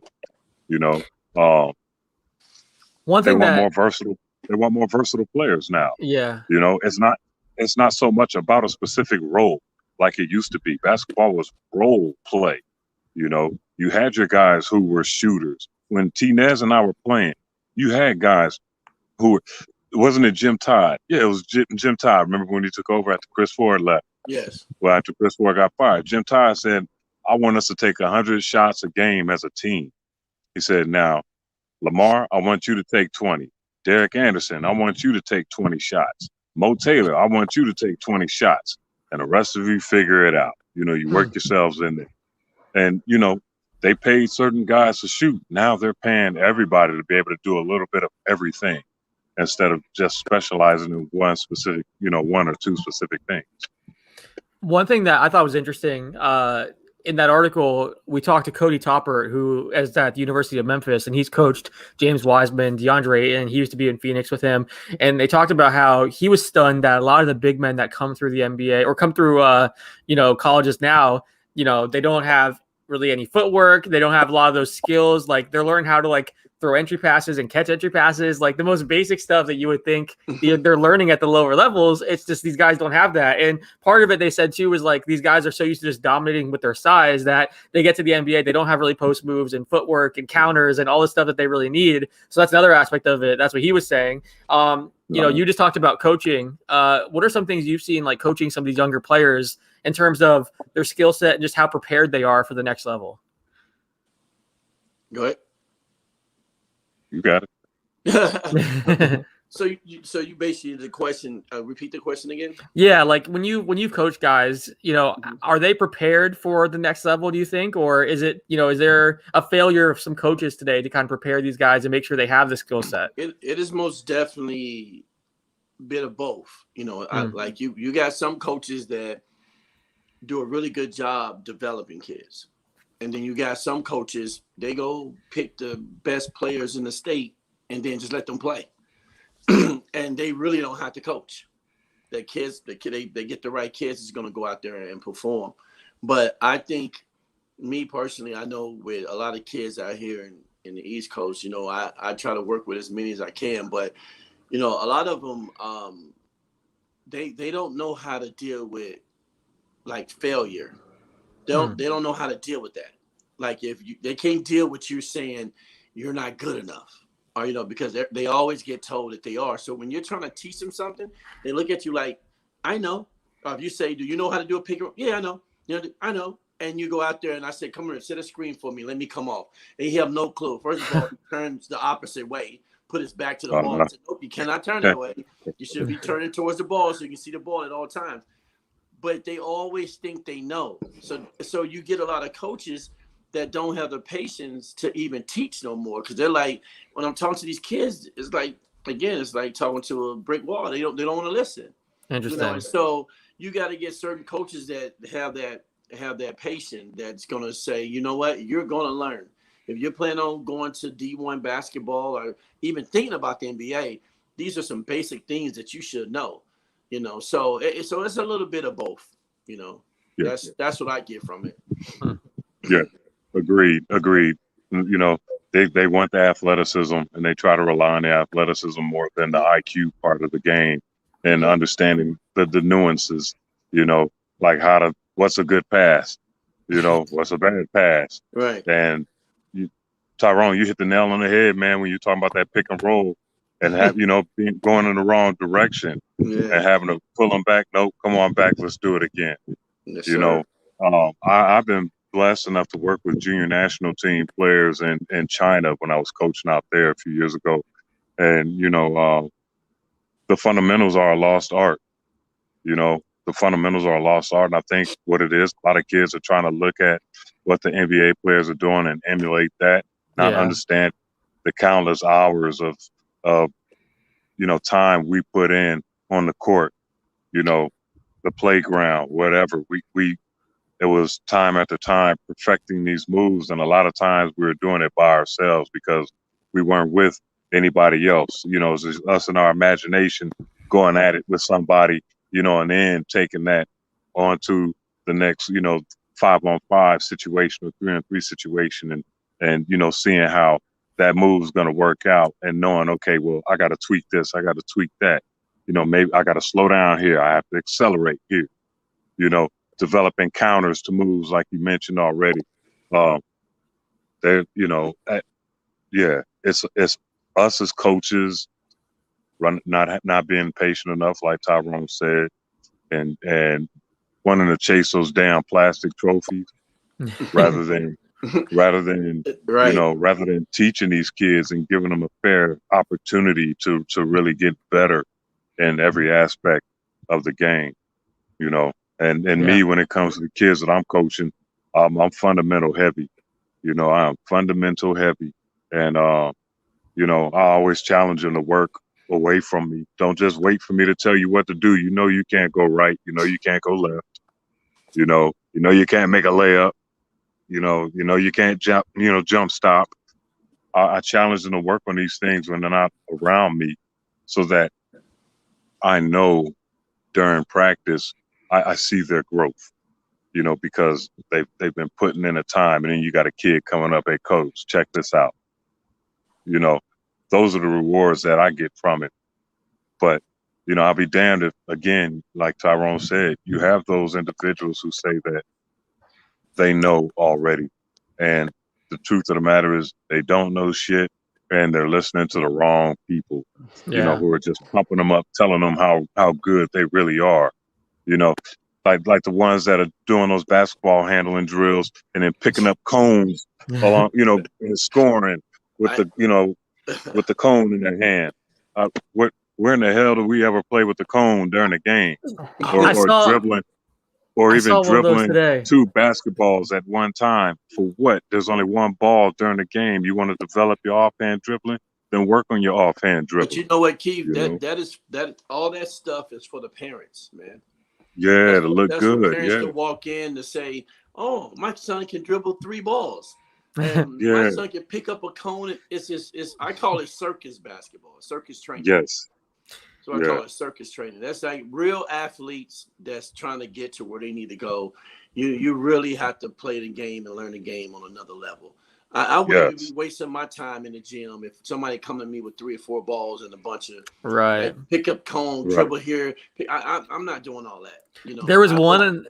I saw one today. It was a guy doing a pro day in front of NBA teams at the combine. I forget who the guy was, but his trainer was out there and like whipped the ball by him. He had to like dodge it. They threw it at his head. He dodged it and then went out and made a layup. I swear to you. I'm going to tag you guys on Twitter so you can see this because it's hilarious. Yeah, please do. It's crazy. Shit. Yeah. And you know what? And they feel, and that's just the thing. Like everybody thinks they can teach basketball. Like, and if you find out that person background, you'll see he probably played 1 year. That's when he was in the 9th grade. He played 1 year of ball in the 9th grade, and that was it. Now he's a guru. Now he's a guru. He knows it all. That's crazy. Seeing guys doing crossovers and pushing a tire down the court. What is that for? It's something. You're not pushing a tire during a game. You want to, you know. Well, I just want to see him sweat. He's not sweating. That's because he's not working hard enough. You're not working. He's being lazy. I just tagged you guys in on Twitter. I thought that was hilarious. I do want to ask you guys this. We usually have a co-host on here named Clips, who used to be a ball boy for the Clippers. Ian. Yes, Ian. He actually, so it's funny. He goes by Clips on these shows, but he's like, hey, make sure you. Who is that? Ian. Ian Rice. Was his dad was with the. No, that's Mike. You're thinking of Mike. You're thinking of Mike's way. No, but he just texted me and said Ian was real tight with Renz. Yes, they lived together. Yeah, he was real tight with Lorenzen and Lou Wright. I don't remember him. He just texted me and said, make sure to tell Kloss that I said what up. He's been a friend of mine forever, and I'm pissed I'm gonna miss the live stream. So he wanted me to say hi. So I had to what? Text him, tell him I said go to hell. He doesn't even answer my phone calls anymore. That's hilarious. Clips and Drew. He's gone Hollywood. So you know that's my man. That's my man. Awesome. Love him to death. I had to ask. We always have. It's funny because he's the biggest Clippers fan that I know, so he's always going nuts and freaking out about every game and stuff. But yeah, he was a ball boy there for a long time. He's on vacation right now, so he wasn't able to jump on. But I had to shout him out. Yeah, for sure. So here we have a minute left in this game. Let's see. Almost over the 53 minutes, or sorry, 53 seconds left. 3-point game. Suns up 3. Come on. Let's go. Come on, Clipper Nation.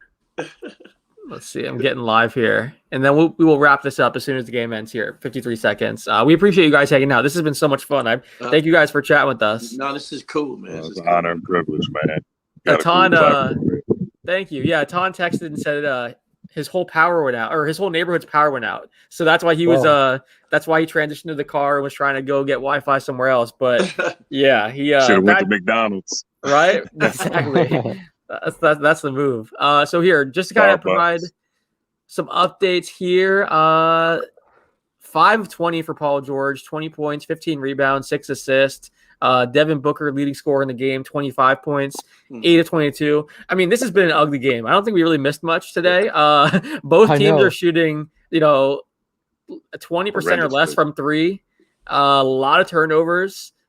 It's been pretty ugly. I mean, it's a 79-76 game with 46 seconds left. So that tells you all you need to know. But I see a lot of people on Twitter saying neither team deserves to win this game. So yeah, it's been pretty rough. Oh, and Devin Booker fouled out. So there's that. Oh, yeah. Shit. Whoa. Wow. It sucks for the Clippers not having Kawhi, though. Kawhi Leonard would be that'll change the whole game.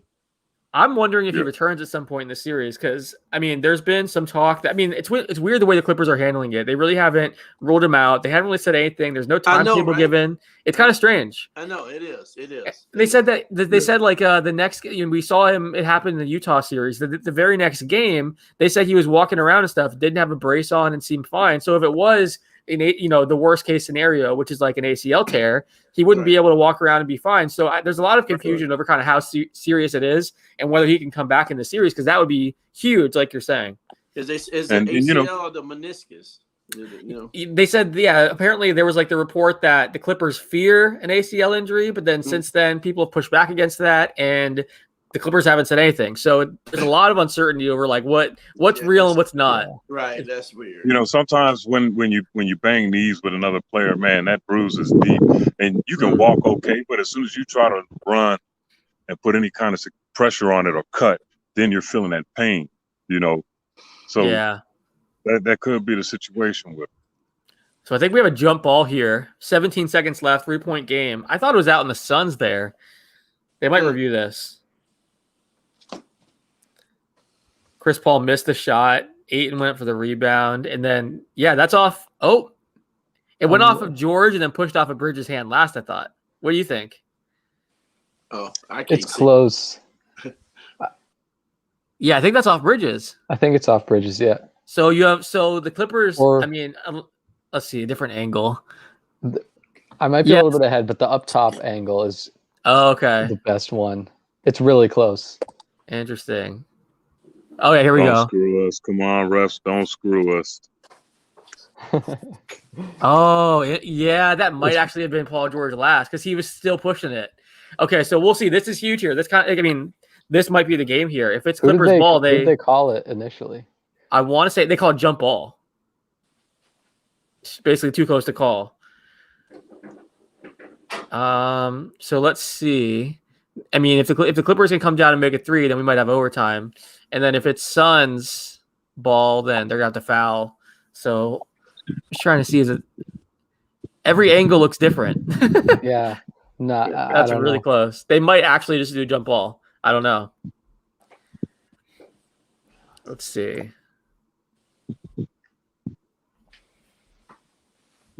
This game's been very physical, apparently. That's what everyone's saying.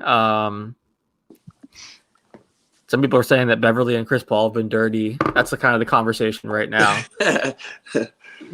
No, not Beverly. Beverly he's never dirty. He make it tough for people though, man. He gives you have zero space when you're playing against him. Tom said it well earlier. You love him when he's on your team. You hate playing against him. Yeah. Jay Crowder always looks like he's on the verge of crying. All right. So you guys, is it 17 seconds left? I'll just cut. Yeah, 17 seconds left. Yep. I see So this goes to overtime, and the Suns don't have Booker. That's huge. You said it's going to go overtime? No, if it does go overtime, they don't. Okay. No. So Clippers ball. There we go. They have a chance to knock down three and force overtime. Or just make the simple 2-pointer and get a quick foul. Oh, I thought that was a steal. Yeah. Oh, I'm behind. I'm a bit behind. I don't know about that. I mean, that's pretty close. I guess he hit. I'm going on mute briefly. I ain't gonna lie. In a playoff game, it should be good. Shouldn't have been no foul. I'm sorry. Bridges' face was really funny after that. Like, what just happened? That was a great reaction. He looked over like, okay. Okay. How do you guys feel about fouling when you're up 3? Ugh. Nah, just lock up. Yeah, play deep, lock up.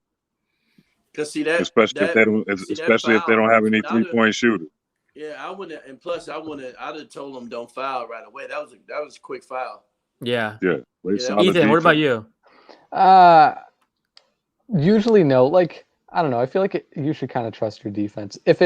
Unless it's Damian Lillard and you're playing if it's like game Dame with the or Nuggets. Steph, if it's Dame or Steph, like maybe I get it, but I don't know. Yeah, with that 17 seconds, man, I'm like, yo, play them straight up, because if we up by 3, the only thing that happen, we could go overtime. So it's kind of like, I'd rather for that pressure to be a pressure shot, man. I don't think the free throws is enough pressure for some of them guys.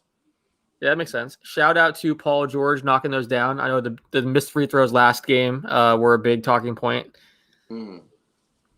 Yeah, that's right. He did miss them 2 free throws. That was huge. That's right. And of course, Twitter had a field day. Oh, of course. Oh yeah, they did. Called him George Paul, Skip Bayless. But see, I'm gonna be honest with you. I think once the playoffs start, I think all the guys that are in the playoffs shouldn't even be on social media. You know, they shouldn't like even LeBron, the playoff blackout. Yeah, they should completely be like, hey, between this time and this time, we're not on. We're not on. So you can say whatever you want to say. I don't think the players need to be on, man. They need to be focused on the game.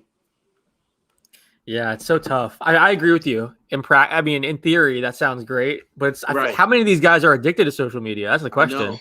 I would have somebody do it for me.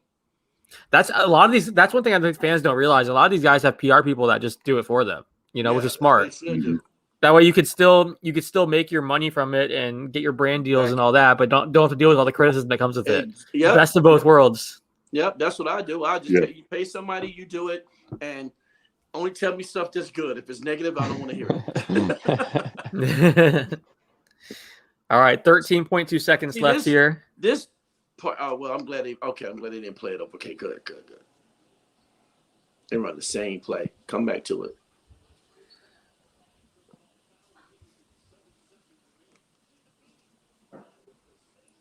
I don't know. Chris should have made that pass underneath. I know he had to see him. He probably want to shoot the free throws. See, like this ball right here that actually came off his hand. Anytime they show that, you'll see it. Anytime they show that in slow motion. Oh, I'm behind. You're right. He did have him there. I don't know. Where you at? No, I just saw the one where it went off Payne. Right. Yeah.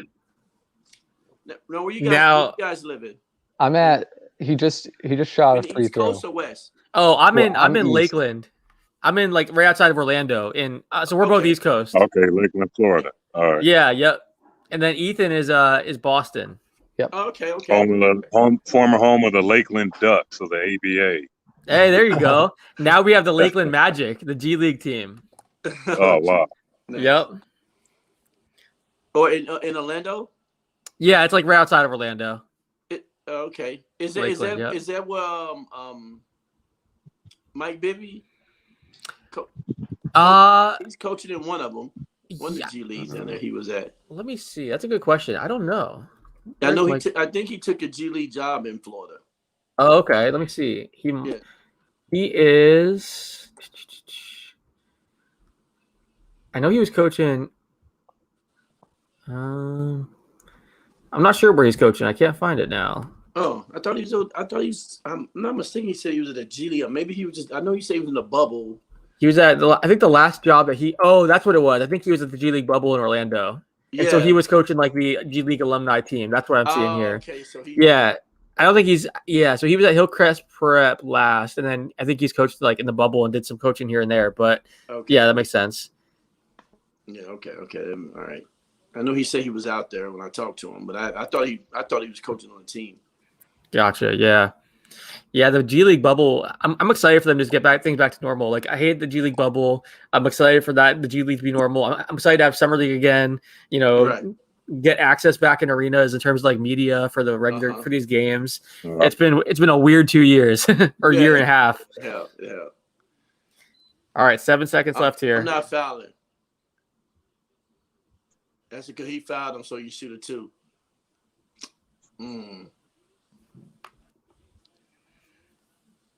Oh, that's just a little strategy, I guess. Too. We down 1. Well, no, he ain't took his free throws yet. They fouled Paul again. I guess since he missed him a couple free throws, I guess they just What's the score? They up 3.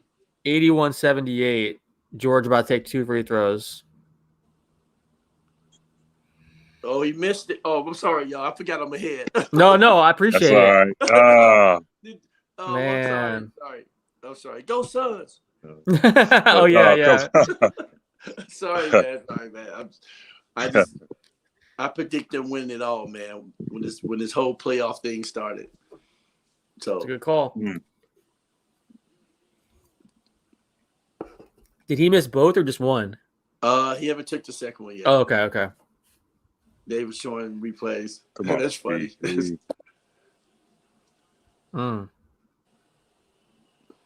I'll let you see what he did. No, he missed it. I'll let you see what he did, though. Oh God, he missed it. He missed them both.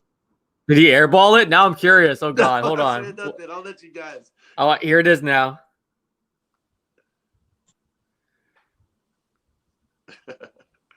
Okay. So he tried. I see what happened. So he tried to miss it. That's smart. In that moment, you almost have to go for the 3. And then big guy got fouled. He's taking 2 free throws. Interesting. Zubac. It might have been Cousins. Cousins. Yeah. Okay. All right. Cousins. Come on, DeMar. Oh, so that actually turned out to be good, man. Yeah. Had he made the first one, you have a chance to tie it here. It did. Oh my God. Hey, there we go. Cousins made the first one. I ain't gonna tell you what he did. Oh God.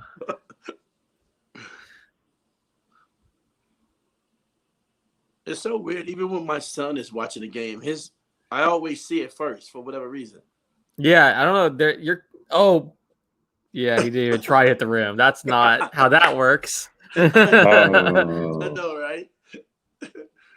Ty was just shaking his head. Oh man. That'll probably do it then, huh? Oh, we'll see. All right. Well, we see what my man do free throws. So it's 81-79. The Suns are taking 2 free throws. Damn. Who's shooting? Yeah, Beverly just watch and see what Beverly do, man. Oh, this dude is like he be playing so damn dirty, bro. And he try to play it off every time he does it. Wait till you guys see that. Yeah, Beverly, based on his complaints, he's never committed a foul in his life. Oh, I know. It's Chris Paul shooting it. Kloss. Yep. All right. Oh man, I'm sitting there holding my breath. Read Kloss. He made 1 Kloss, so just so you know. Damn. If he make this, they'll be up 4, man. With 3 seconds, it'll be a wrap. Yep. Let us know if he makes it or not. Oh, he missed it. He missed it? Hey, there's hope. Oh. Clippers got the ball. They got 3.2 seconds. They got the ball. They fouled him right away. Silence the critics, Paul George.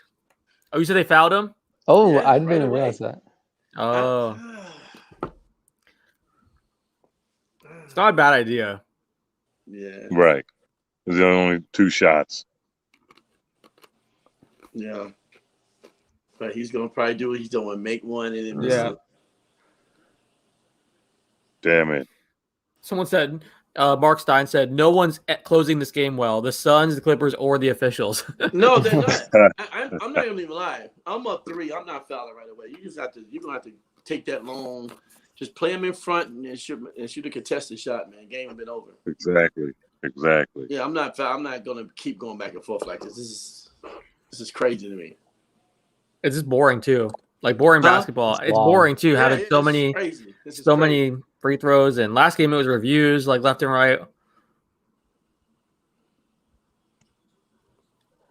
Man. They couldn't figure out who was supposed to be on the floor after that last one. Like should Batum and Cousins be out there? I mean, I'm Paul George. Chris Paul, man, came out of his shoe, bro. They're driving me crazy with this.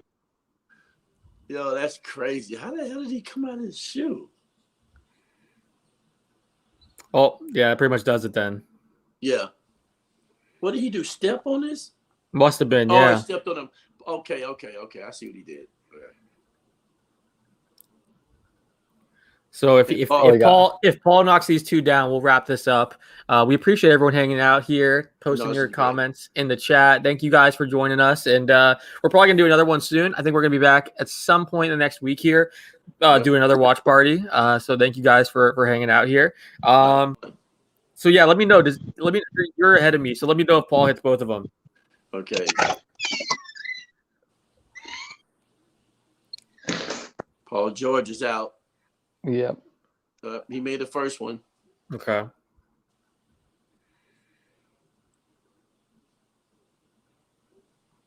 I mean, even if he makes or misses this one, they're just gonna foul again, not let him shoot a 3. So he made it. Okay. 4. There we go. 1 minute left. All right. Well, then let's wrap this up. Thank you guys. We appreciate you hanging out for so long too. It was an amazing conversation. Everyone, make sure you go follow these guys on Twitter as well. I tagged them on Twitter in my tweet, so make sure you guys go follow them, support what they're doing. And yeah, thank you guys so much. Appreciate it. Yep. Thank you. You have a good night. Thank you. Follow Ethan as well. My guy Ethan. Oh, hey. Hi, baby. Hey, how are you? I'm good. Good to see you. I'm okay. All right. You too, baby. Take care. All right, bye-bye. Thanks, man. All right now. Keith. Hey, appreciate it. Later. Hey, thanks, guys. Thanks for hanging out with us. All right. Take care, guys. All right.